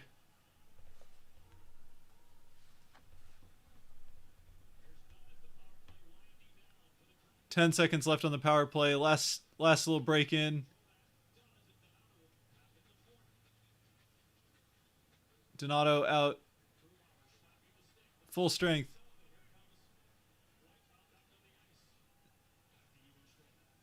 Even strength. Donskoy to Dunn. Scores! Donato! Yeah! All right, on the board. Donato gets the first goal in Kraken history. Of course it's Donato. Oh, man. I kind of had a feeling, like, on Twitter I was saying, I feel like it's going to be like Donskoy, Donato, or Dunn. I had a feeling about one of them. It ends up being Donato. Power play's over, but it's basically the second power play unit, and gets the rebound, and Donato puts it in. Nice. Excellent rebound by Donato. Donato gets the first goal in Kraken history. Let's go. 3-1 Kraken. Now we're back in it. 8.5 minutes left in the second. Took him a while to get set up on the power play, and the power play was technically over, so that's a 5-on-5 goal. Oh, and the offsides. Tanev was just over the line. Tanev doesn't think so, but yeah, he was over the line. There we go. We got on the board.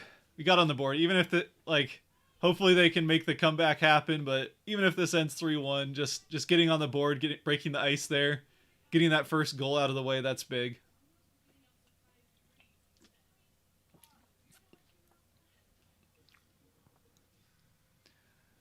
Donato, the leading goal scorer in Kraken history. Retire the sweater. Number 9 goes in the rafters. Nice goal down low. Yeah, that was some good puck, like good net presence from Donato there. Picked up the rebound and put it in with his backhand.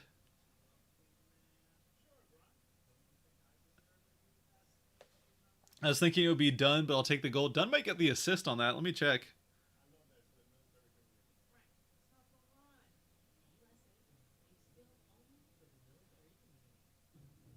Let's see who got the assists on that. Got to pull up the game on the ESPN thing here.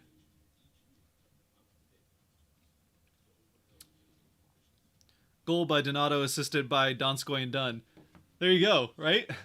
What did I say? I had a feeling about Dunn, Donskoy, or Donato. Like one of those three was going to get the first goal, and it's Donato assisted by Donskoy and Dunn. So, you know, at least I hope that's what I said. I hope I didn't say someone else, but I know I was thinking Dunn and Donato. I think Donskoy was the third one I mentioned.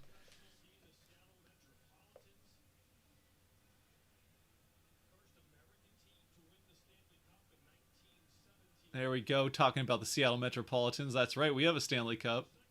Not in the NHL, but it's a Stanley Cup.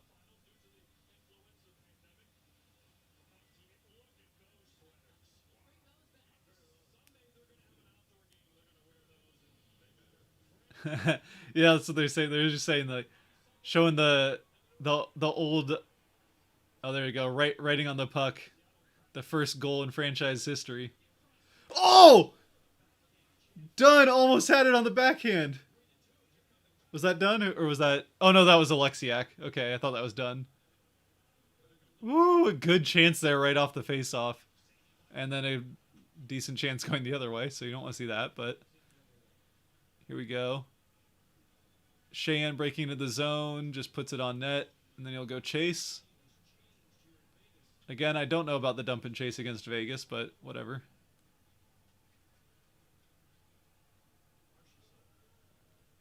It's something like the dump and chase. It's something that Seattle should be pretty well set up to do in general. I think we'll probably end up seeing a fair amount of it from them. So maybe you just open up the way that you're going to play. But it's in. It's in past Leonard. Who got that? Was that Shorts? I think it went in off somebody. I think it either went off Leonard. The last person to touch it wasn't Seattle, but who was the last one to touch that? Was that Mina Kimes up there? I don't think so. There's no way that was Mina Kimes. So who's that? Oh, yep. So Schwartz was the one that deflected it in. I didn't even see. He was like sandwiched between two guys. But yeah, he just puts his stick in there and it goes, oh, man. See, that's the kind of goal I think we'll see a lot of Schwartz like. It's what like Donato put the first one in up at like rebound in front of the net, and that's something I think we're going to see a lot of Schwartz doing, that kind of net front. Those oh, Dunn can't handle it. There we go. Dunn gets it back. Nice, Eberle, get it in. Someone's stick is gone. One of the Vegas guys. Oh, Eberle puts it on. Dunn can't get to it.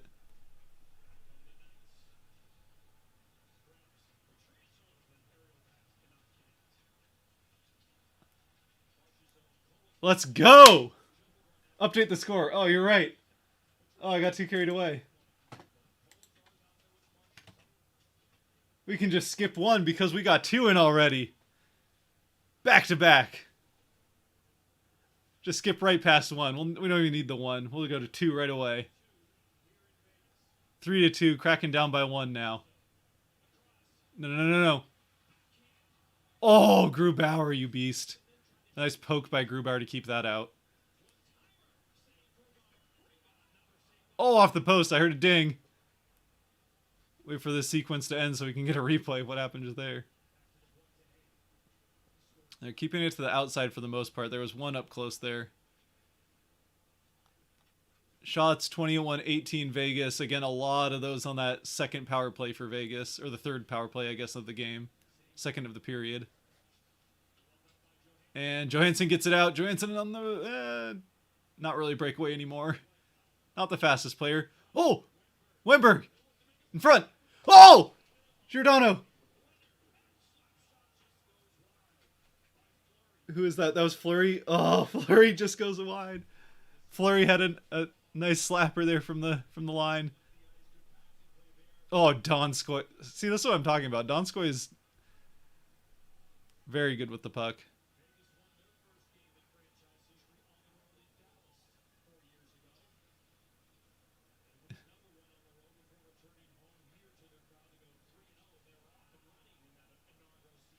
Not icing. Said it went off someone.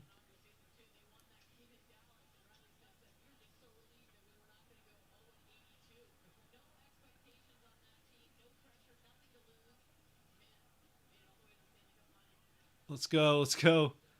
It's in the zone. Come on, get it out. Get it out. Yeah, get on the breakaway. So Tanev with Donato. Tanev's just going to chip it in. Donato for it. All right, just no call.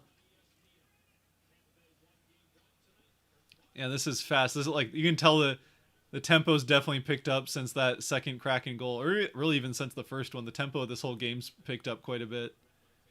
Now they're calming down a little bit, get a change. Alexiak out to, who's that? Geeky maybe? Nope, Geeky's on the other side. So that's probably Appleton then on that side. Lauzon up to Geeky. A lot of neutral zone play here for a little bit. Oh, Lauzon keeps it in. Yeah, no Susie in this lineup, so I'm...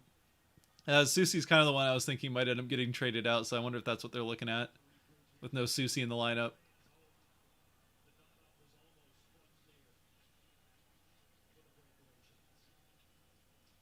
Yeah, they're going to have to figure out how to trade someone out now that they brought those guys back onto the roster. The guys that all cleared the COVID protocol. Yeah, this is like just the fact that they came back, because you fall down, like they're talking about there, you fall down 3-0, like your first game as a new team, that doesn't feel great. But just like even coming back to make it 2-3, that just proves to you that you belong, especially against a team like Vegas.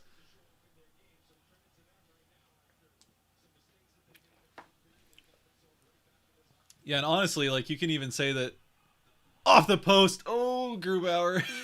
That got past his glove. McCann, get it back out. Shoots. Ooh, nice play by Pietrangelo, dang it. A good defensive play by Pietrangelo. Nice job, Fleury. Get the takeaway. Yeah, I will say, Hayden Fleury has definitely looked good.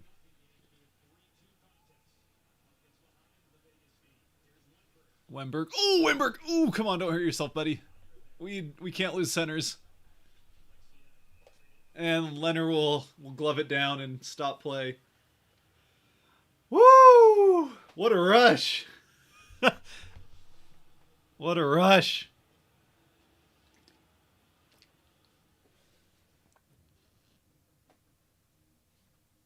Much better period for the Kraken. Much better last.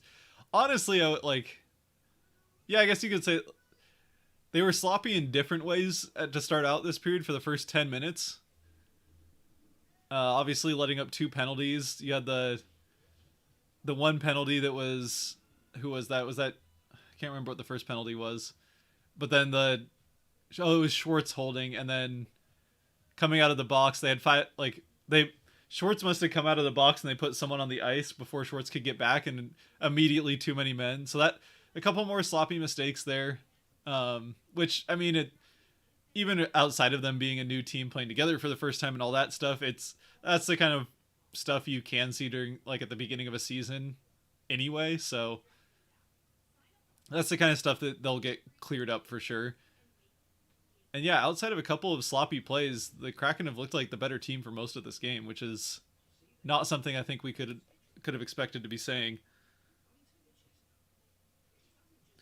I would say, like, the first half of this second, really during the first period, like, the Kraken were in control most of it. Just a couple of, I mean, obviously, like, making mistakes is part of the way you play. So you can't say that the Kraken looked like the better team being down 2-0 in the first period, but they certainly looked like they were controlling it for the most part. And then this period, the first 10 minutes, it seemed like Vegas had really figured something out, and where Vegas was clearly in control for the first half of the second period here. But yeah, the Kraken really, since that the second half of that power play, that they got the goal after the power play ended, but since the second half of that power play, they really seemed like they've taken control back of the game. Now just down by 1. We'll see if they can keep it up, make the comeback happen. Turned into a heck of a game all of a sudden, that's for sure.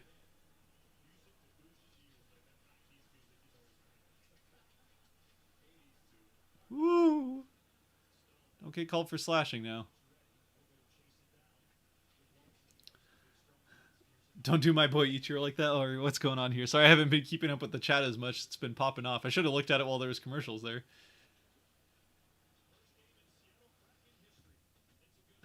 I screamed, I'm afraid I might wake up my roommates. You're telling me, I think. Hopefully we got the baby's hopefully going to bed soon, so I gotta try and keep it down a little bit, but...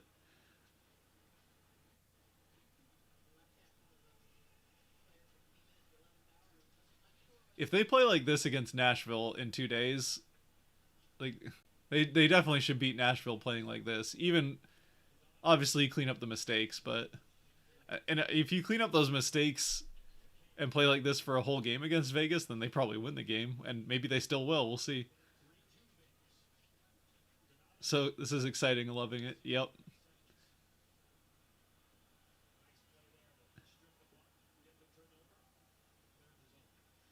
All right, let's see if we can get caught up here a little bit. That was some nonstop action. Yeah, it was. That was, yeah, really ever since the end of that power play where Grubauer playing through the screen there. Nice. Grubauer again playing through the screen.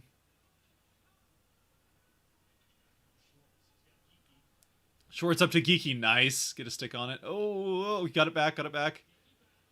Tanev!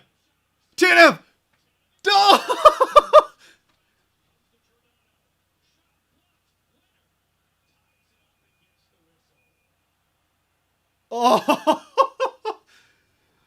Oh! Tanev had a couple of nice chances there, and just Leonard was on top. Like, all credit to Leonard. Those were a couple of nice saves there he made on Tanev back to back.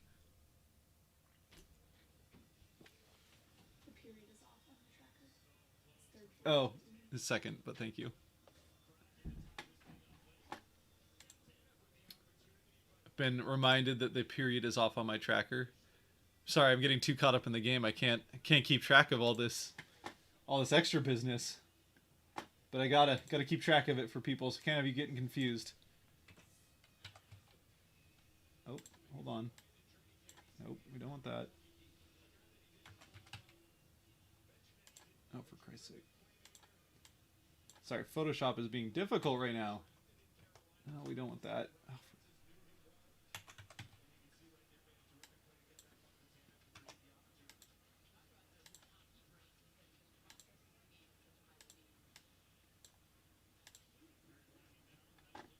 okay, we got it.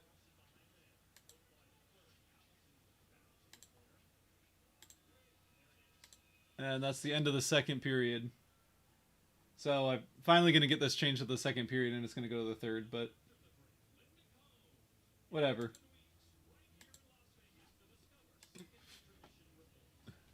Whatever, we'll get it changed. We'll keep it there until the third period starts, just to pretend like we had that saying second period the whole time. Alright, let's see what people have been saying in the chat. Let's check back in on this. Sorry guys, sorry I've not been looking at the chat as much as I probably should have been. I screamed, woke up my roommate. Yeah, we're trying not to wake up the baby here, so also kind of like a roommate, but he is a little bit less conscious of his roommates, us.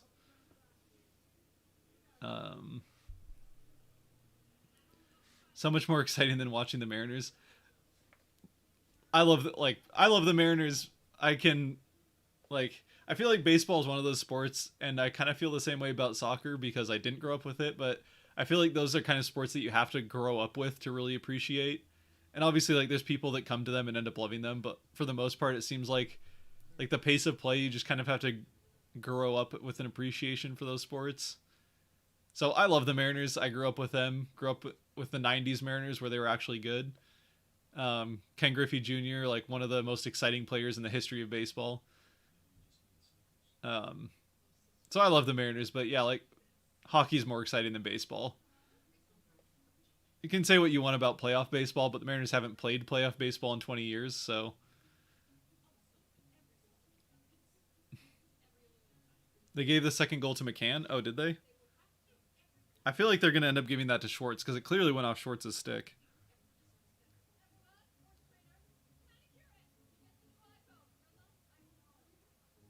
At least I thought it did. Yeah, it looks like they gave. So at least right now, the second goal is McCann with assists from Eberle and Schwartz. So maybe it went off one of the Vegas guys' stick, but Schwartz definitely had his stick in there. So maybe just that. Maybe the stick that was in there and ended up going off of was one of the Vegas guys trying to defend on Schwartz. But I mean, McCann and Schwartz are what made that goal happen. So sorry, didn't mean to do that.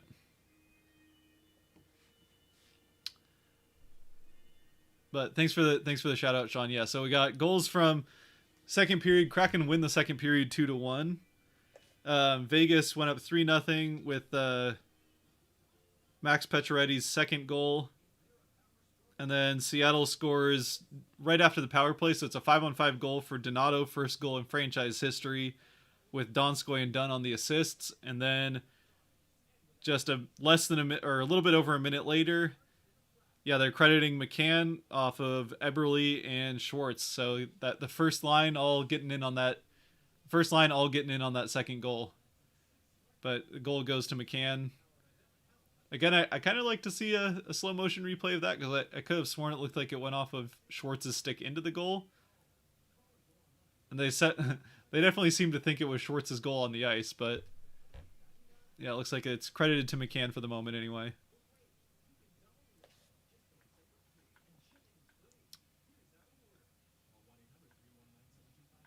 All right, let's get caught up here a little bit more with the chat. I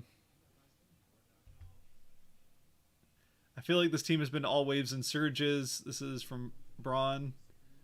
Moments of huge momentum followed by small waves of miscue. Yeah, that's kind of been the story of this game. Like I would say in general, Seattle's had most of the like they've had better periods of control where like Vegas, I think, had control of the entire first half of that second period pretty much throughout. But Seattle's had control of most of the game.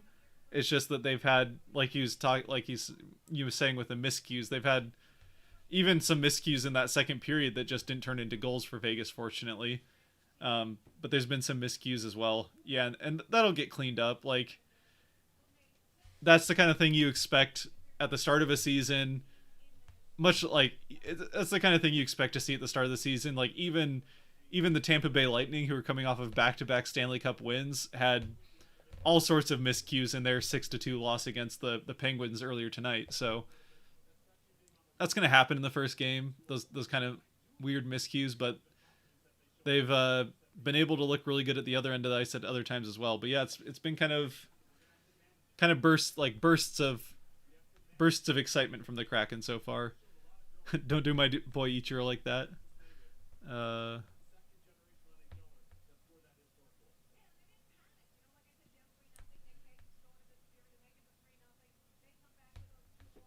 Let's see what else we got here. 2001 was a good year for the M's. Yes, it was. 116 wins. Only the Cubs have ever done that. Vegas doesn't give up. I mean, Vegas is one of the better teams in the NHL. Even without a couple of their better players, like the Kraken lineup is a little bit more. I mean, Yanni Gord's still not out there, although Yanni Gord did travel with the team, so there's maybe a chance he plays during this road trip. It's hard to say. Honestly, I don't think so. I don't think we'll see Gord until at least the end of October, if not somewhere kind of mid-November. I think they just had Gord traveling with the team mostly just so that he can be a part of that chemistry building that they're going to be like.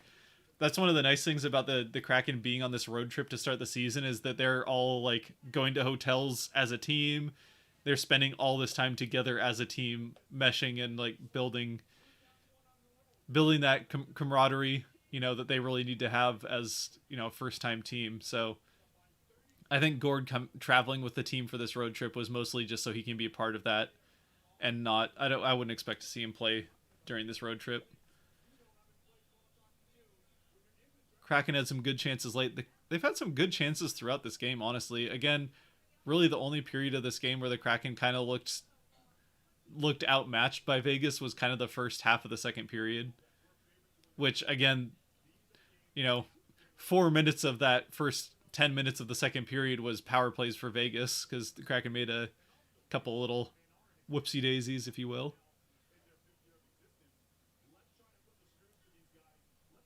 Their scrapers never give up. Yeah, I think that's kind of going to be the identity of the Kraken, is that they're going to be very defensively minded and kind of get those. I mean, both of their goals so far are net front, like those dirty goals as they call them, but the net front just fighting in front of the net and getting sticks on it and getting it in. So I think that's going to be the identity of this team, like defensively, try and be defensively conscious, which this game has been hit and miss.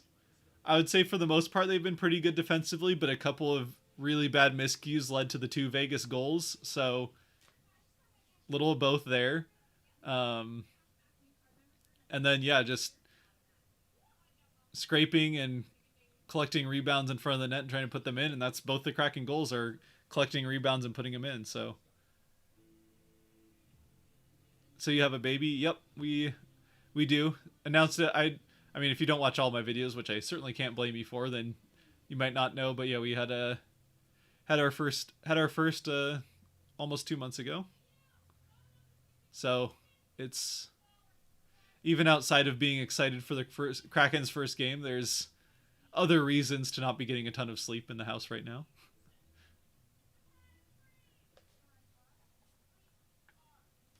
They had their best years ever after Griffey left. No? Oh, their best year ever years after Griffey left. Well, Griffey left in 1999, so we're talking about the Mariners. Sorry, I'm keep trying to catch up on the chat. Griffey left in 99 mid-season, and then the Mariners, or no, he left. Yeah, I think that's right. He left in 99, and then the Mariners had their best season in 2001. But the best Mariner teams were in the mid to late 90s.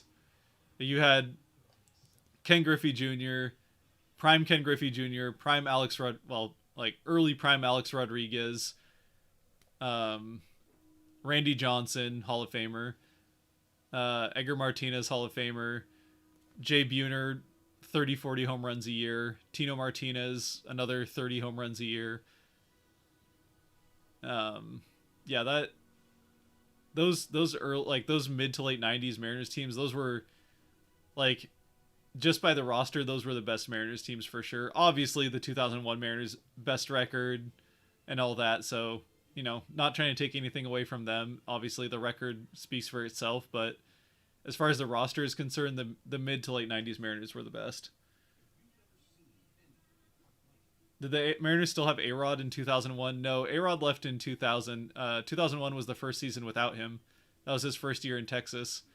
See, that was the weird thing about the Mariners. They lost Randy Johnson in 98, Griffey in 99, and then A-Rod in 2000, which is their 3 best players. And then 2001, after 3 years of losing their 3 best players, they win 216 games, which obviously has quite a bit to do with Ichiro showing up and being one of the best players in franchise history as well, not to mention baseball history. But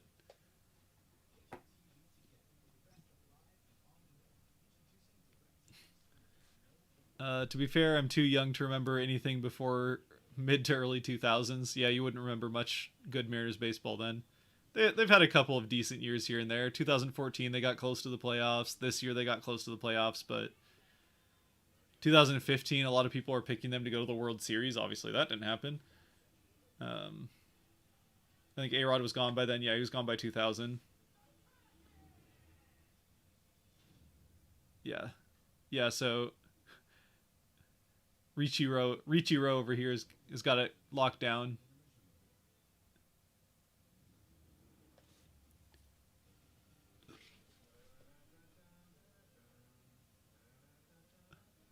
Gotta say, like this.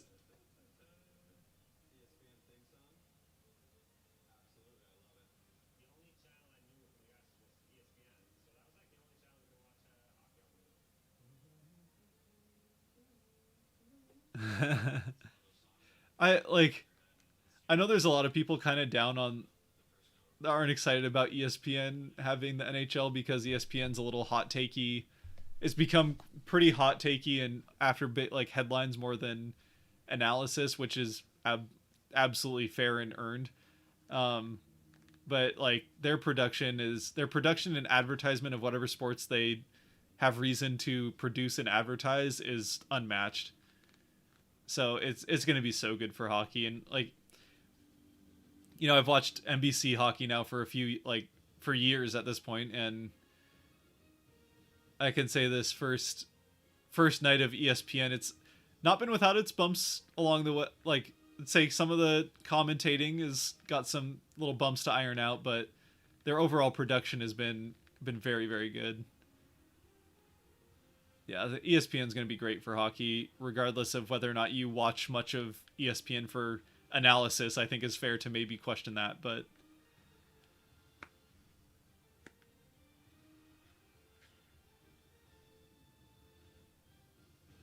love those Mariners you were talking about. Yep, I still love the Mariners, even if they're the lovable losers now, and hopefully that's changing here in the next few years. But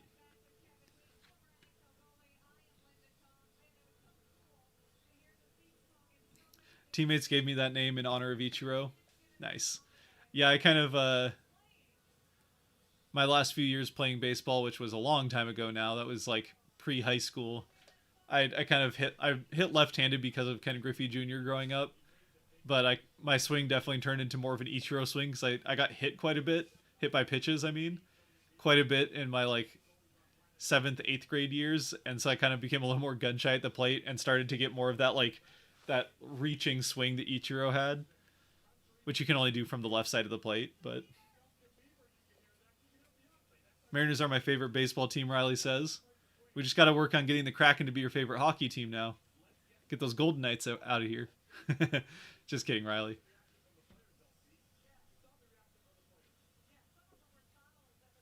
Better exposure with ESPN than NBC.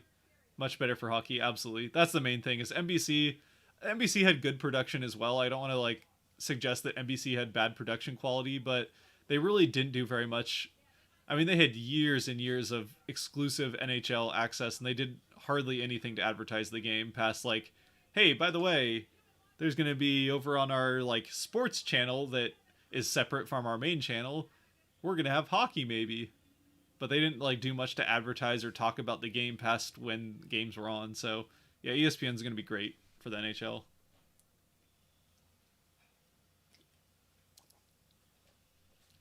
Plus, I think it's also important to remember that the the ESPN isn't the only like unlike where NBC was the exclusive holder of the NHL for years and years. ESPN's not exclusive with the NHL anymore, or like going forward because the TBS or like TBS TNT, that group I think it's called Turner, um, but that group has also a bunch of games, so like there's competition as well. So ESPN can't slack like NBC sort of did with their advertisement. I was a Preds fan before Seattle got a team.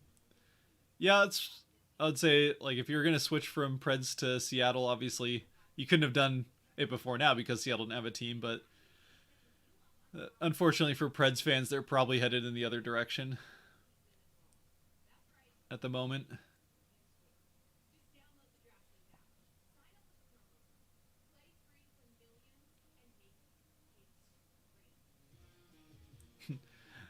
Knights suck. Boo. I appreciate the sentiment. Unfortunately, the Knights don't suck, but I appreciate the sentiment there.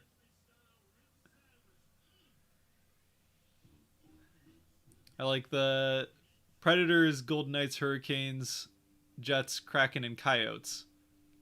Well, I mean, I've seen your little YouTube icon there has four of those teams in there, so good to know the Kraken are included, as well as Coyotes is an interesting pick. They got nice looking jerseys now that they got the Kachina jerseys back. They kind of had like, I mean, all right looking jerseys. They're kind of middle of the road, decent looking ones before, but gotta love the Kachina jerseys being back as their main ones. Who was my team before the Kraken? Colorado Avalanche. I grew up with the Canucks. Like when, I didn't actually grow up as with hockey being my main focus because Seattle didn't have a team. So I watched mostly. I would say Canucks were kind of my team through 2012 or so, but kind of got turned off of the Canucks because of how things post the 2011 Stanley Cup went as far as that fan base is concerned. I always liked Robin Leonard, and they kind of just Canucks fans kind of treated him like crap on the way out. I was still a big fan of the Sedins, and I like the Sedins are still probably my favorite like players that I watched growing up. Like if it was to say who are my favorite players that I watched growing up, it would be the Sedins. But yeah, I gave up on the Canucks and kind of switched to the Colorado Avalanche while they were going through a rough patch. So that was kind of a weird time, but obviously it's worked out for the last couple of years with the Avalanche, and now we're all in on the Kraken. So of course I'm leaving the Avalanche as they're couple of years into like their run at some hopefully Stanley Cups for them. I mean, I shouldn't say hopefully because hopefully Seattle's winning all the Stanley Cups from here on out, but if it's not going to be Seattle, I'm still hope it's Colorado.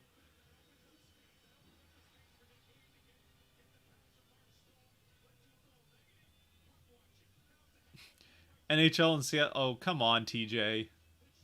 I'm not even going to read the rest of that. I can't dignify the rest of that with reading it.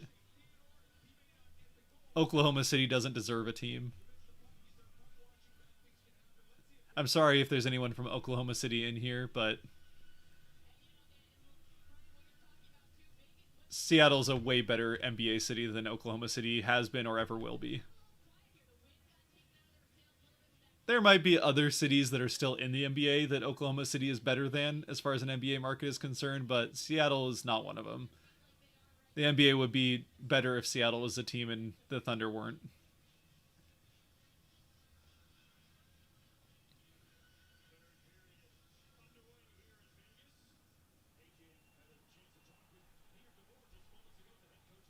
All right, here we go. Third period's underway, so I got to switch this over now. Not going to forget this. Oh, not going to forget this time.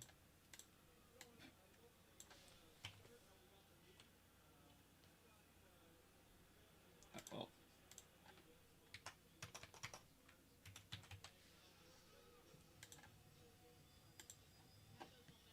working on it.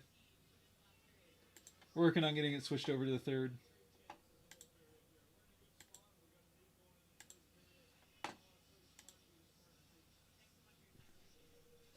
There we go. We're switched over to the third. Let's see what else we got here. I'm from OKC. You're not wrong, though. Appreciate you, P-Chan. Look, I don't really have anything against most of Oklahoma City. It's just that there's the few rich people you have decided to come steal our NBA team when we're a better NBA market. And yeah, even if NBA is like easily my least favorite of the four big North American sports, still having the Sonics stole like a team that had been here for 40 years stolen from out from under us because of all sorts of shady crap going on. Yeah, still bitter about that. OKC Thunder logo is okay. I see what you did there, Riley, and yeah, it's okay at best. Even outside of the fact that even outside of the fact that the Thunder are my least favorite team in all of sports, their logo is okay at best. It's definitely not the worst in sports, but it's far from the best.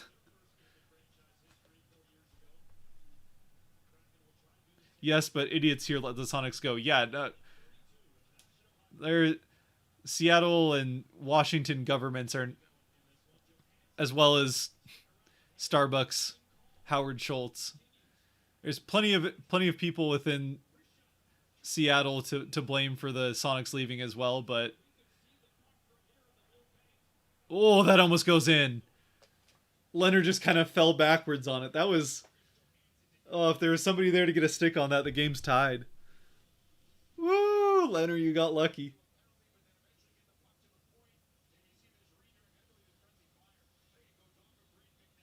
Oh, it just fell out of his glove. Who is that there? Oh, that's Wemberg. Just couldn't find it. Wemberg's looking for it, and by the time he saw it, oh, he almost got it, though. He almost got the point of his stick on it.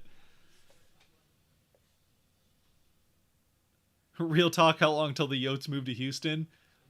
I think it might still be a while. The NHL seems pretty determined to stay in Arizona, and if Arizona does get the stadium or the arena built in Tempe that they're proposing, then it'll be a long time.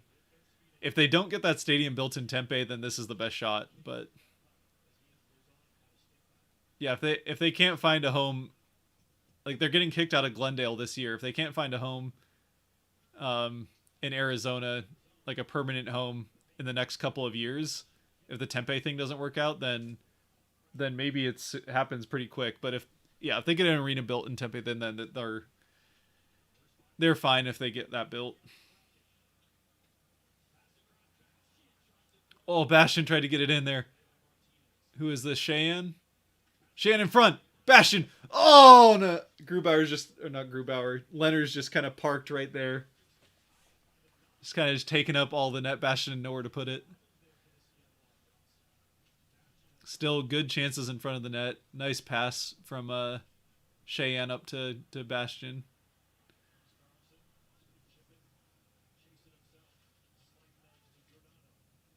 Ooh, Giordano with it. Gets it out to Schwartz.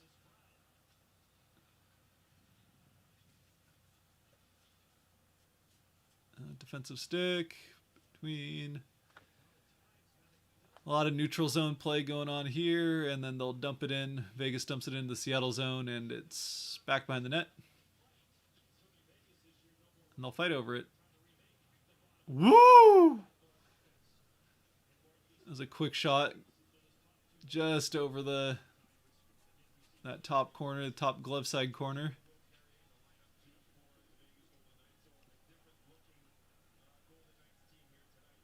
I don't want to we're talking about the Sonics. Yeah, I don't really want a relocation team either. Like Seattle's been like burned by the Sonics leaving. Oh, get back in net, Grubauer. Don't hang out there too long. Yeah, Seattle was burned by having a team stolen from them. You don't really want to get it back by stealing another. Like, it wouldn't be stealing. Like, it would, if Seattle got a relocation team, it would be like New Orleans or Sacramento that have just like struggled to stay where they are. So it wouldn't be the same circumstance as how Seattle left by any means, but that's not really how you want to get a team back after how they lost it. The only team that I would be okay with Seattle getting as a relocation would be Oklahoma City coming back, but that's not going to happen, so.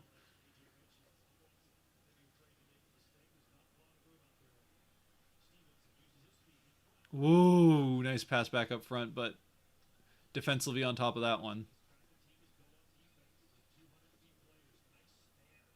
And Grubauer gets it, so we'll have a face-off.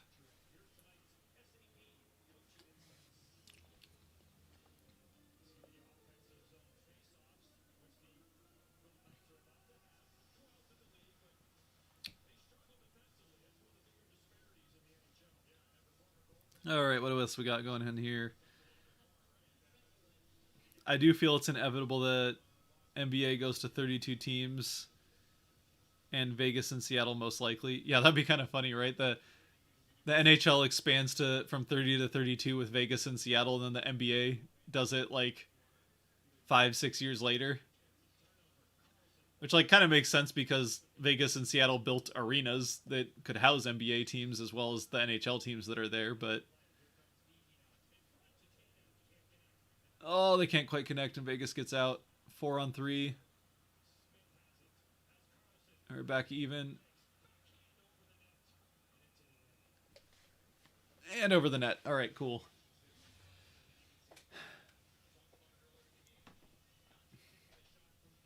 Yeah, I think the NBA does expand, and the Seattle ends up getting an expansion team.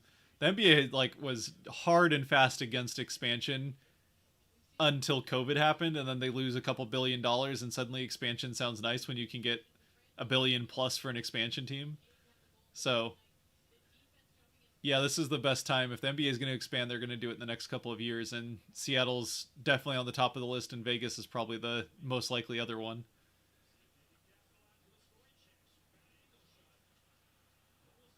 Also, I think the MLB, there's a chance MLB expands to 32 as well, but we'll see. Ooh, and Grubauer gets it between his legs, traps it nice.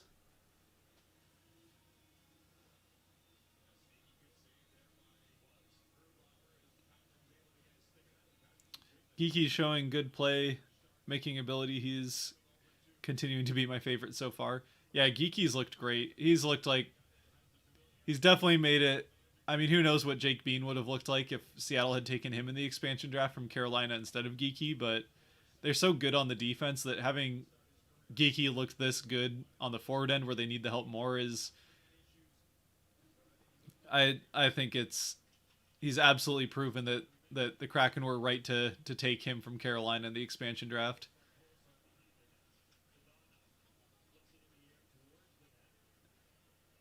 He's had a couple of good chances on the power play on the second part of that second power play unit. Geeky's had a couple of good chances on the power play in that first period. And then obviously was, out there when that first goal was scored. He wasn't a part of the assisting crew for it, but Shan, oh, off the pad. Leonard got his toe to it. That was a nice shot from Cheyenne, though.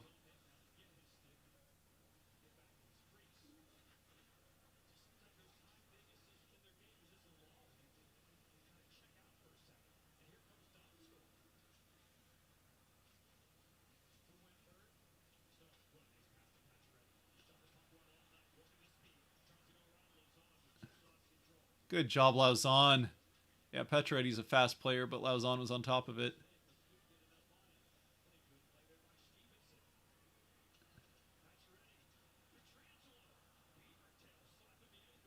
Who was that? Oh, nice pass by Donskoy. Oh, and Dunn shoots it, but it's right into the chest of Leonard. And this is a way better game than that first game. Like both of these teams, both of them have had lapses here and there, and Seattle I think overall has looked like the better team, but a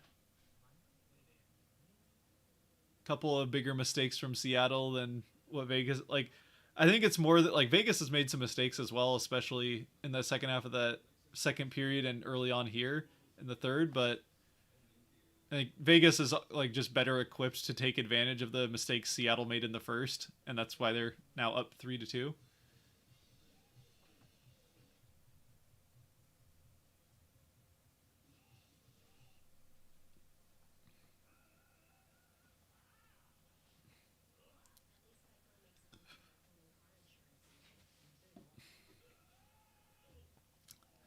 I will always like scoring defensemen, so Dunn looking appealing to me. Yeah, we'll have to see. Yeah, I mean Dunn's definitely the scoring defenseman of the Kraken group for sure. I mean, obviously Giordano's been, you know, got a potential Hall of Fame career building, so he's just good all around. Dunn's had a bit of a reputation, or I mean, he's still young, so plenty of time for him to figure out what he really is in the NHL. Is but a little bit of a reputation of being not as defensively sound, but very good as far as a scoring defenseman is concerned.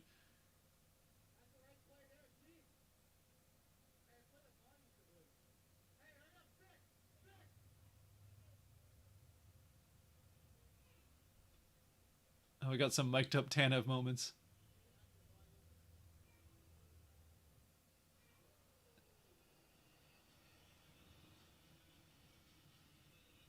Yeah, Tanev, the fan favorite, largely because of his profile picture, or his NHL profile picture. He's got 2 hits so far. Okay, okay.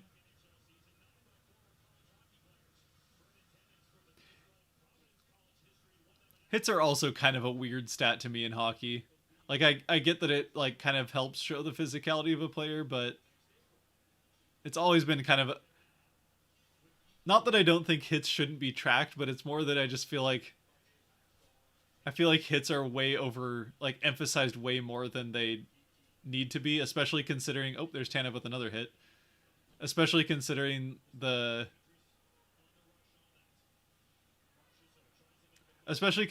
like each hits are such a subject. Oh, it's in, Geeky! Woo! Let's go, 3-3. Morgan Geeky just wristed it in. Oh, I didn't realize Leonard has like a big neck tattoo. That's kind of weird. All right, Geeky. There it is. We were talking about Geeky, right? Let's go. Kraken tie it up 3-3 all the way back. Oh, who is that poked that out? Oh man, beautiful shot. Top cheese, as they call it. Beautiful shot. And Geeky, there's people saying that like Vegas in their first year, they had Jonathan Marchessault and who was the other one? Carlson, that they were like huge surprises in that first season as far as their scoring. And Geeky's one that a lot of people have been talking about being like potential like 20-30 goal scorer, or maybe even more. And he showed why just there. Is that unassisted? That might be unassisted. That hasn't popped up on the ESPN app yet.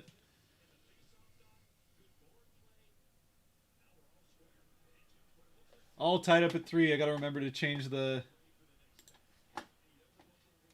score here. There we go.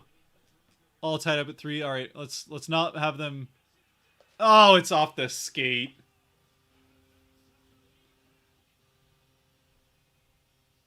Right back the other way.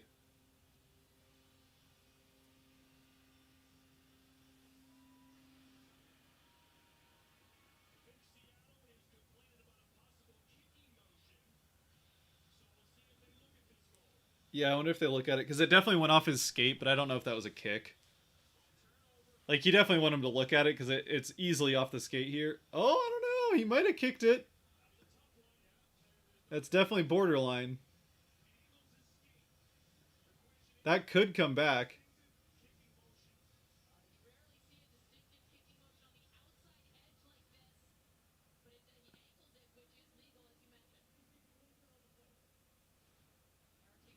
Yeah, we'll see. I'm not going to put it on the board just yet. But they call it a goal.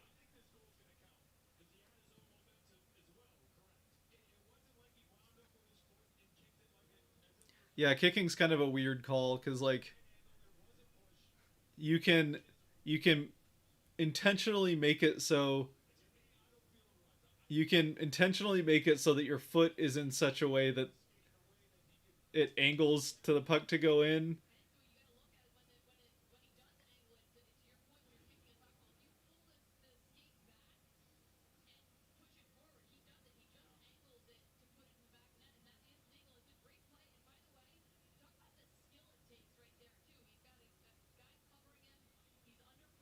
Yeah, so like they're saying, like he can do that thing where he can do that where he like angles his stick. He just can't like wind up and kick it.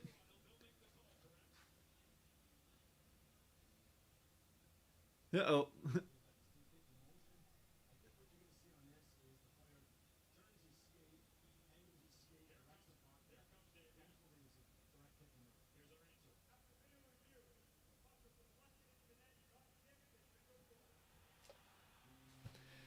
Yeah. It's probably the right call because the kicking rule is such a weird rule, but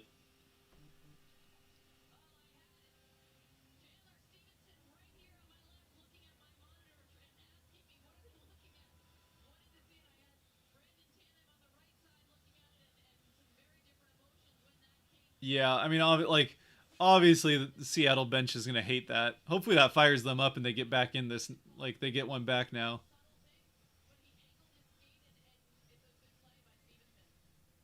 Yeah, I mean, I technically by the rules that's legal, but it's definitely a.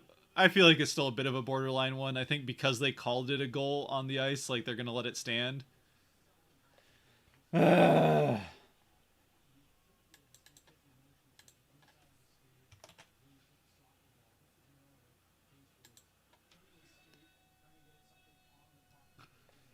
Weird goal. It's not how you want to lose the lead.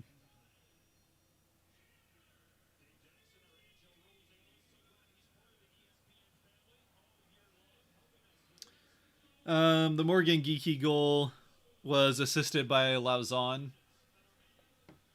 So we got one assist, no secondary assist on the Geeky goal.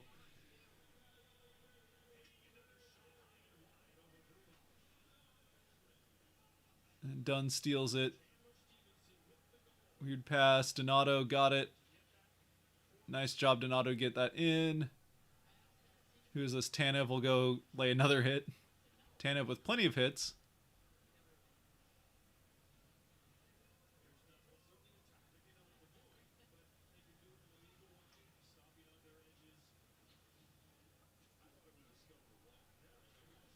Oh yeah, so like they're talking about, they're like, yeah, it's absolutely a skillful play. It's still a little bit on the borderline, I feel like, of kicking, but the kicking is such a weird rule. Like, I don't know. It's not really like you can't kick the puck into the net. It's like you can't kick the puck in certain ways into the net.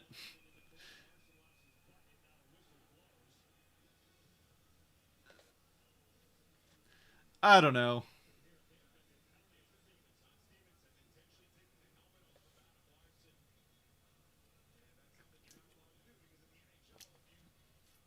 I don't know.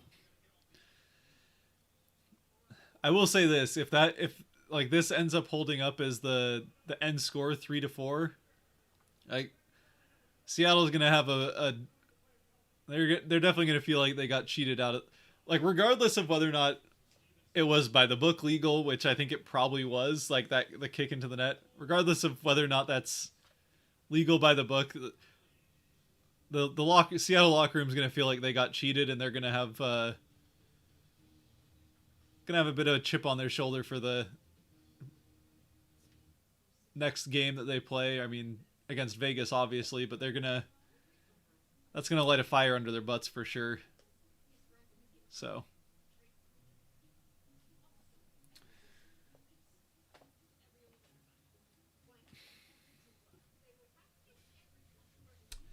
unfortunate that it comes right after they tie it up, but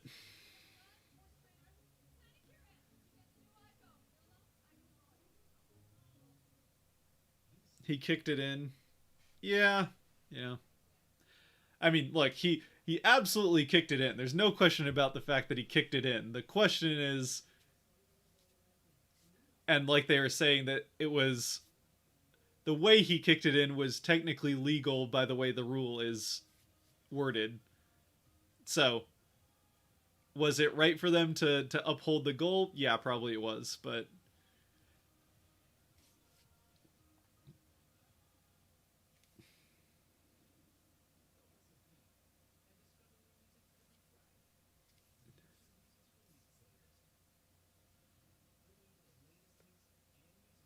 yeah, I mean, I don't know. I feel like I feel like after this game, I'm gonna have to go look up the kicking rule. So we'll see what the rule actually reads as, but like I trust their rules analyst or whatever. Maybe that's a bit bold of me, but it seemed like pretty much everybody on the broadcast side there seemed to think that that was a legal play as far as the kicking rule is right now. So we'll see, but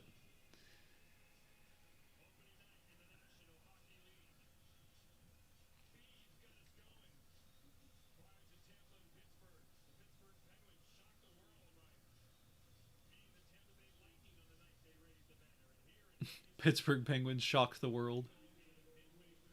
I mean, they did beat the two-time champs without Malkin or Crosby, so it was definitely not what was expected.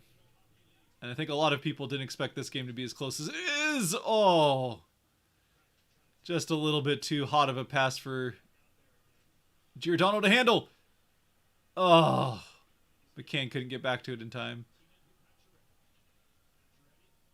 Oh, it's 4-on-4. Okay.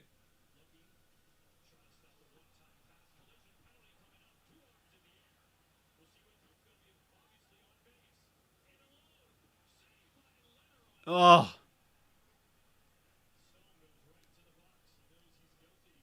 Stone just went right there. He's like, yep, that's me. Yep, I did that one.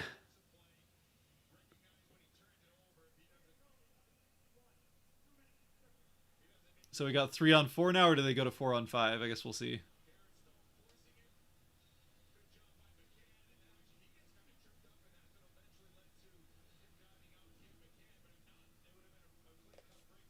Yeah, Stone knew that. That was a.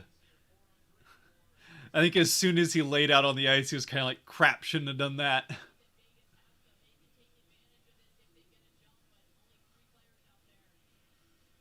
Yeah, so 4-on-3.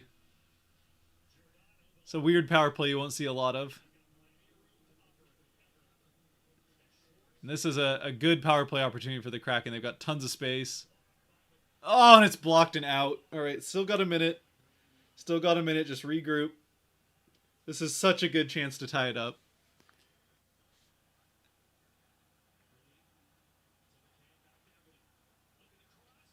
Oh, just a little bit wide for Schwartz. Shoot.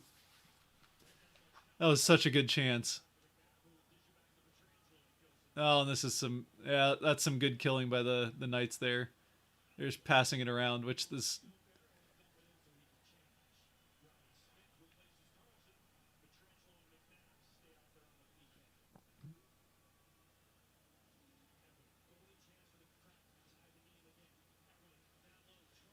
Oh, he just can't get it to Schwartz. You can see Eberle trying to get it to Schwartz in front of the net. And they got 15 seconds. I think Vegas can just kill the rest of this and go back to 4-on-4 for a little bit. Yeah, you gotta check that a little bit sooner, I think, but... Here's Geeky. Circle back. Hit up. Done.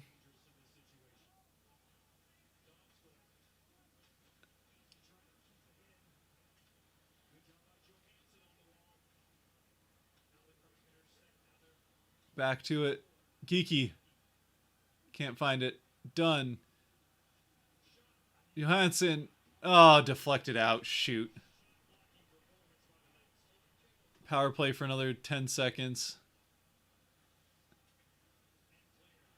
And cleared. Shoot.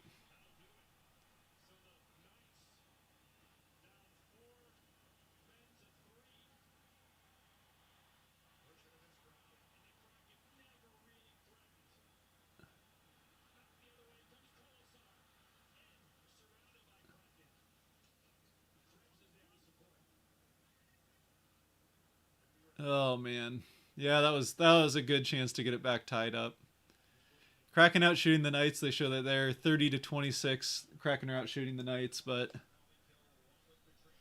that was a really well executed penalty kill by Vegas. A couple of big blocks and had a period there where they were able to control the puck and just keep Seattle off the puck, which that's like the best, obviously the best way.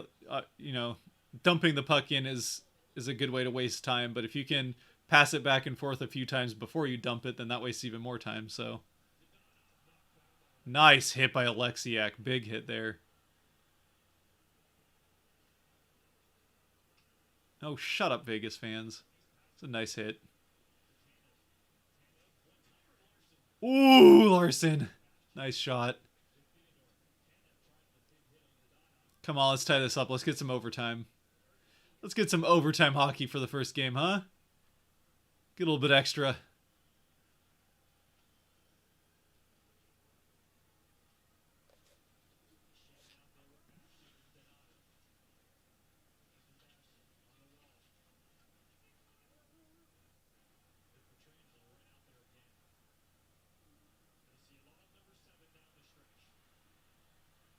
Yeah, I don't like this.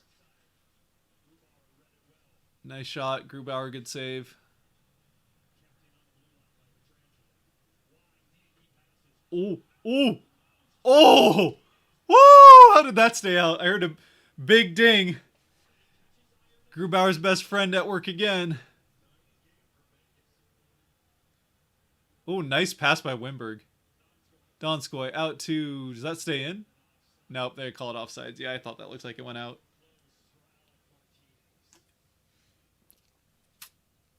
I don't know if they show a replay of that. Nope. Oh, man. This is a good game. Like, again, even if this ends 4-3, which hopefully it doesn't. Hopefully it ends 5-4 Kraken, but or more. But even if this does, end the way it is right now, the Kraken held their own against a good Vegas team and came back after a couple of sloppy goals they let up in the first period. They fought back and really, I mean, even in the first period, again, controlled play for a good portion of this game. So clean up those sloppy plays that are bound to happen for any team at the start of a season, and teams looked good.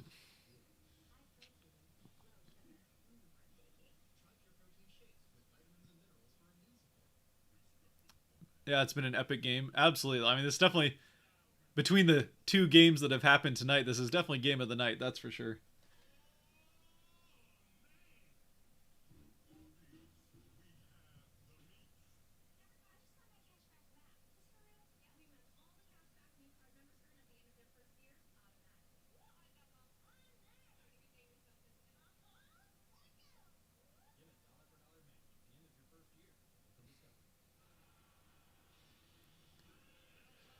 Alrighty. Been a good game. If we lose, we should just tank and then relocate. Oh, come on. I know you're joking, but Vegas is killing it with the shot blocking. Yeah, especially during that power play, they had a couple of big shot blocks. Oh, Martinez almost. I think Stone deflected that off the post. I mean, if Stone doesn't deflect that, it was going to go right into Grubauer's chest. But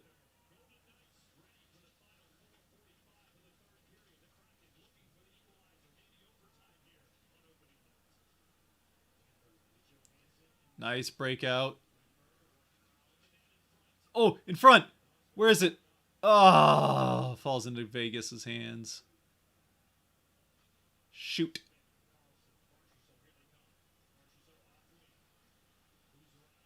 All right, good defense, good defense. Gets out. There we go, good block. Giordano blocks it and takes it out. That's what you like to see. Controls it out. Let the change happen.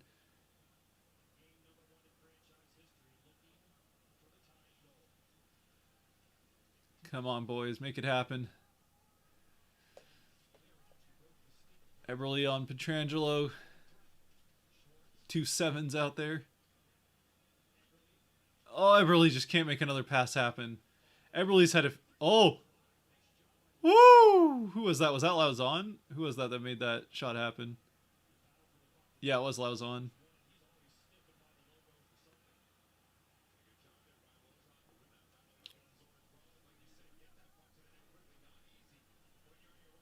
Come on, guys. Make it happen. 3 minutes, well, 3.5 minutes left. Alexiak out there with Larson. Fourth line, Tanev. Oh, it's like Tanev and the third line. Geeky and Donato out there with Tanev.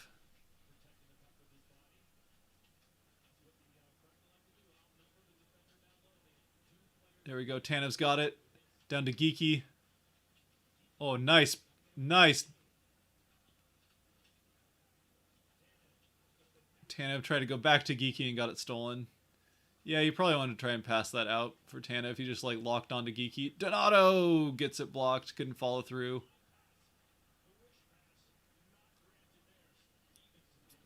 And Seattle's still like they're still controlling play here. They just Vegas is again, this is a strong defensive team and they're showing it here. Really keeping Seattle out, like not letting Seattle really get shots off. Shan, tries to turn and shoot it but gets blocked.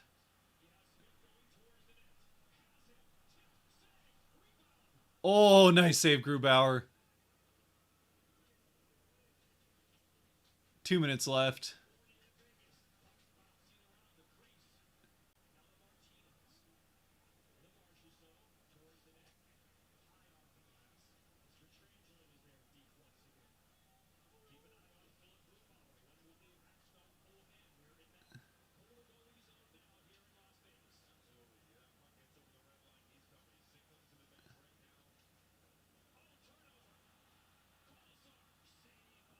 All right, so Grubauer gets the save. See how they're trying to get Grubauer out of the net. So if Seattle can get back in the offensive zone, you'll see Grubauer come out, go empty net, and then Seattle have 6 attackers.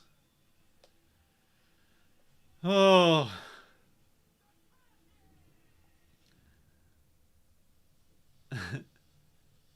Yeah, I feel like I don't think we really got here exactly how we expect to probably get to a lot of games, but I think we're going to see a lot of close games from the Kraken this year. And so here the Kraken Vegas called a timeout. Okay. So Vegas calls the timeout. Yeah, Kraken will go figure out what they're going to do here for this last push in the last minute and a half.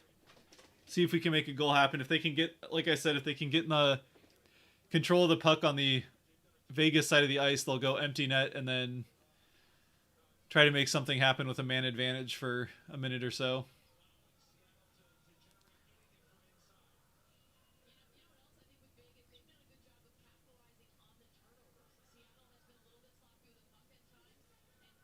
Yeah, like they're talking about. Yes, I think that'll be the story of this game is that Vegas just took advantage of Seattle's mistakes much more so than Seattle was, and Seattle made more mistakes than Vegas did in this game, and they were just able to capitalize on them more than Seattle was able to take advantage of the few Vegas mistakes. But in general, the 5-on-5 play has been Seattle's definitely looked better. Now Vegas wins the face-off. That's not what you want to see. There we go. Good play by Giordano. So Grubauer is out to the bench. Who's got the puck?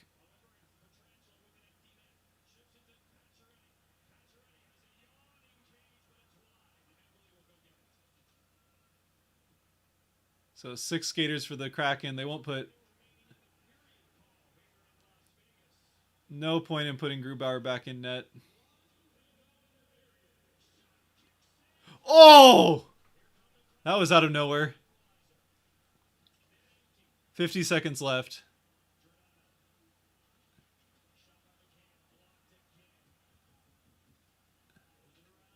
They'll dump it in. Out to Wimberg.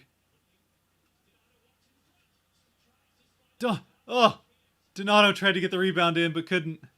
Wimberg blocks it. Oh, no!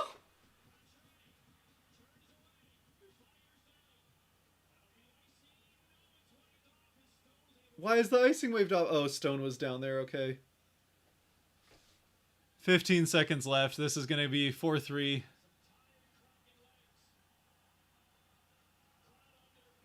Got to make something happen, guys.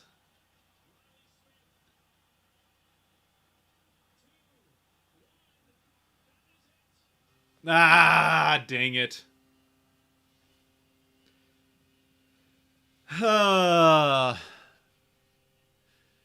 Kraken end up falling 4-3 to the Knights on a not kicked in goal.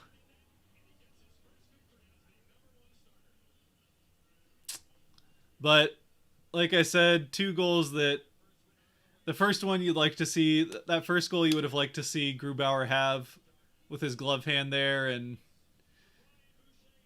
the second one is, again, you can't let Marchessault just dance around with the puck right in front of the net for free, which kind of just what happened, and couple of sloppy defensive plays on those first two goals, and Vegas then ended up 3-0 early in the second. Seattle comes back, ties at 3-3, but then right away the kick goal happens. So, but fun first game, great first game. Hope you guys all enjoyed it. Grubauer looks dead. Yeah, I think Grubauer was a little tired. It was not Grubauer's greatest game, for sure. I mean, it was his first game as a Kraken, so you could say that was Grubauer's best game he's ever played for Seattle. Also, his worst game he's ever played for Seattle, but Seahawks give fans a heart attack. Kraken hold my beer. Yeah, I mean, that's...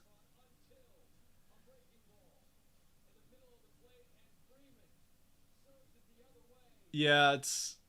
I think just the way the Kraken are built, I don't know that 4-3 is necessarily how a lot of it will look. I think we'll see a lot of like 2-1, 1-0, maybe 3-2 games throughout the course of the season, but there's going to be a lot of close games the way the Kraken want to be playing. So, yeah, I would say get ready for a lot of games like this one.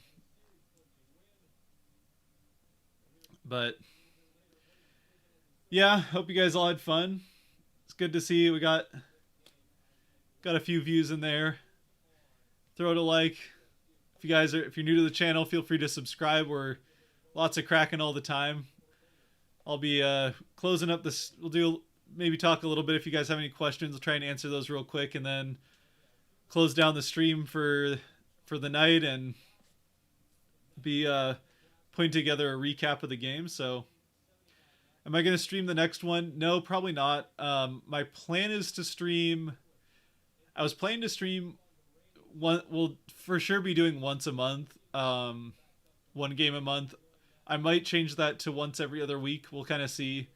Obviously, there's a little bit of like, I've got a new baby to be that's the main priority. So no mistakes made about that being the main priority. So we're kind of trying to figure out what I have time for, like what there's time for and all that. But yeah, we'll definitely, this will not be the last stream by any means. We'll be doing at least one a month, maybe one every other week, and if things can work out, we'll maybe bump that up to once a week. But first home game will be streamed yet? No.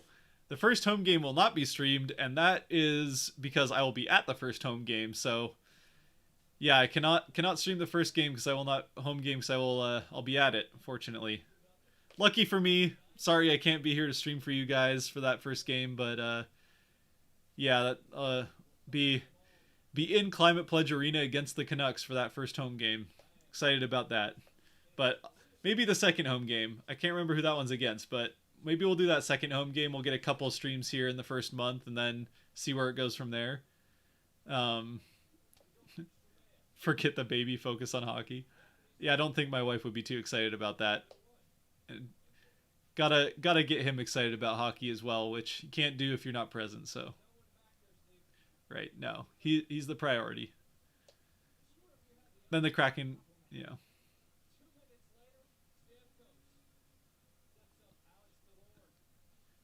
the baby can stream game one. Yeah, maybe the baby can stream the first home game. It won't be very much commentary, and it might be kind of high pitched and annoying, but it'll be better than nothing. He's probably not going to be very, if he were to do it, he probably wouldn't be very good at updating the score or the period. That being said, I could have done a better job of that this game, so,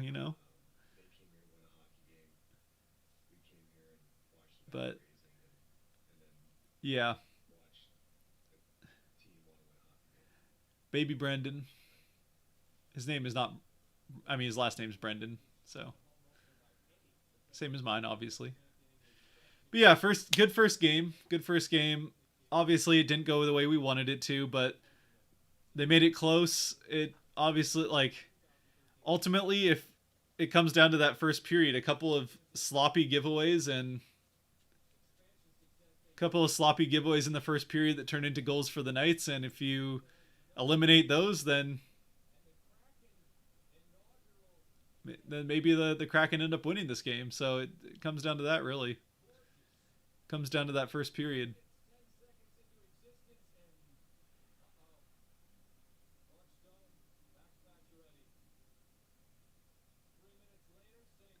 Here we go. Sorry, I'm just watching it. Scott Van Pelt's doing the. I love Scott Van Pelt does such a good job.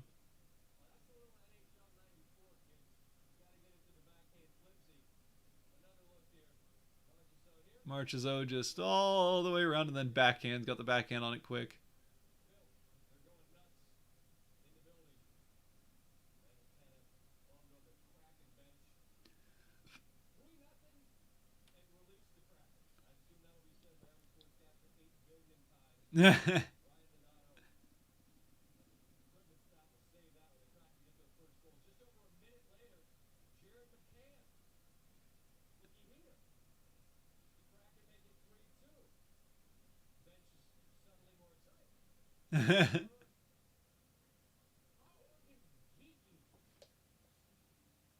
Sorry, I'm just watching the replay here. Great game though. Great game. Thank you guys for joining me again. I'm probably not going to be doing too much post game for this one, just because I'm gonna try and get a video recorded and put together doing a recap of the game. But yeah, that last goal. So they just showed the last goal that was reviewed. Again, they count it, saying it wasn't kicking, which again that's just kind of the kicking rule, which will be looked up, and that'll be part of that. That'll be part of the recap video for this game for sure. But yeah, just they had some chances there in that last minute with the empty net, couple of chances, but they just couldn't connect on a couple of passes. Solid defense from the Golden Knights, and they end up pulling out the win. That's what the Golden Knights are good at, defense. So fun game. Glad you guys were here. Think we'll probably call it there, but yeah, we'll be back with more streams like this down the road. Like I said, we'll probably do another one this month, maybe for one of the first game during the first homestand, somewhere in there. And past that, yeah, at least one stream a month, maybe two, and videos after just about every game, if not every game. So yeah, thanks again, and see you guys later. Yeah, we'll get him next time, Goat. That's right. We'll get him next time. This is good first game from the Kraken. They showed fight, showed that they're a better team than this is, again, the Knights are one of the best teams in the league, supposedly, so have been over the last few years, so I shouldn't say supposedly. Like, they've proven they should be expected to be one of the best teams in the league, and the Kraken, couple of self-inflicted wounds, and fought their way back and showed that they belong. So even if the result doesn't go the way, Vegas gets 2 points, Seattle gets none from the game. Ultimately, it was a good loss, if there is such a thing. So anyway, see you guys later. Thanks for joining me very much. Again, if you're new, like it. If you're not new, feel free to like the stream, subscribe if you're new and want more Kraken content and want to be here for future streams. And yeah, we'll see you next time, and see you in the next video. Later. Go Kraken.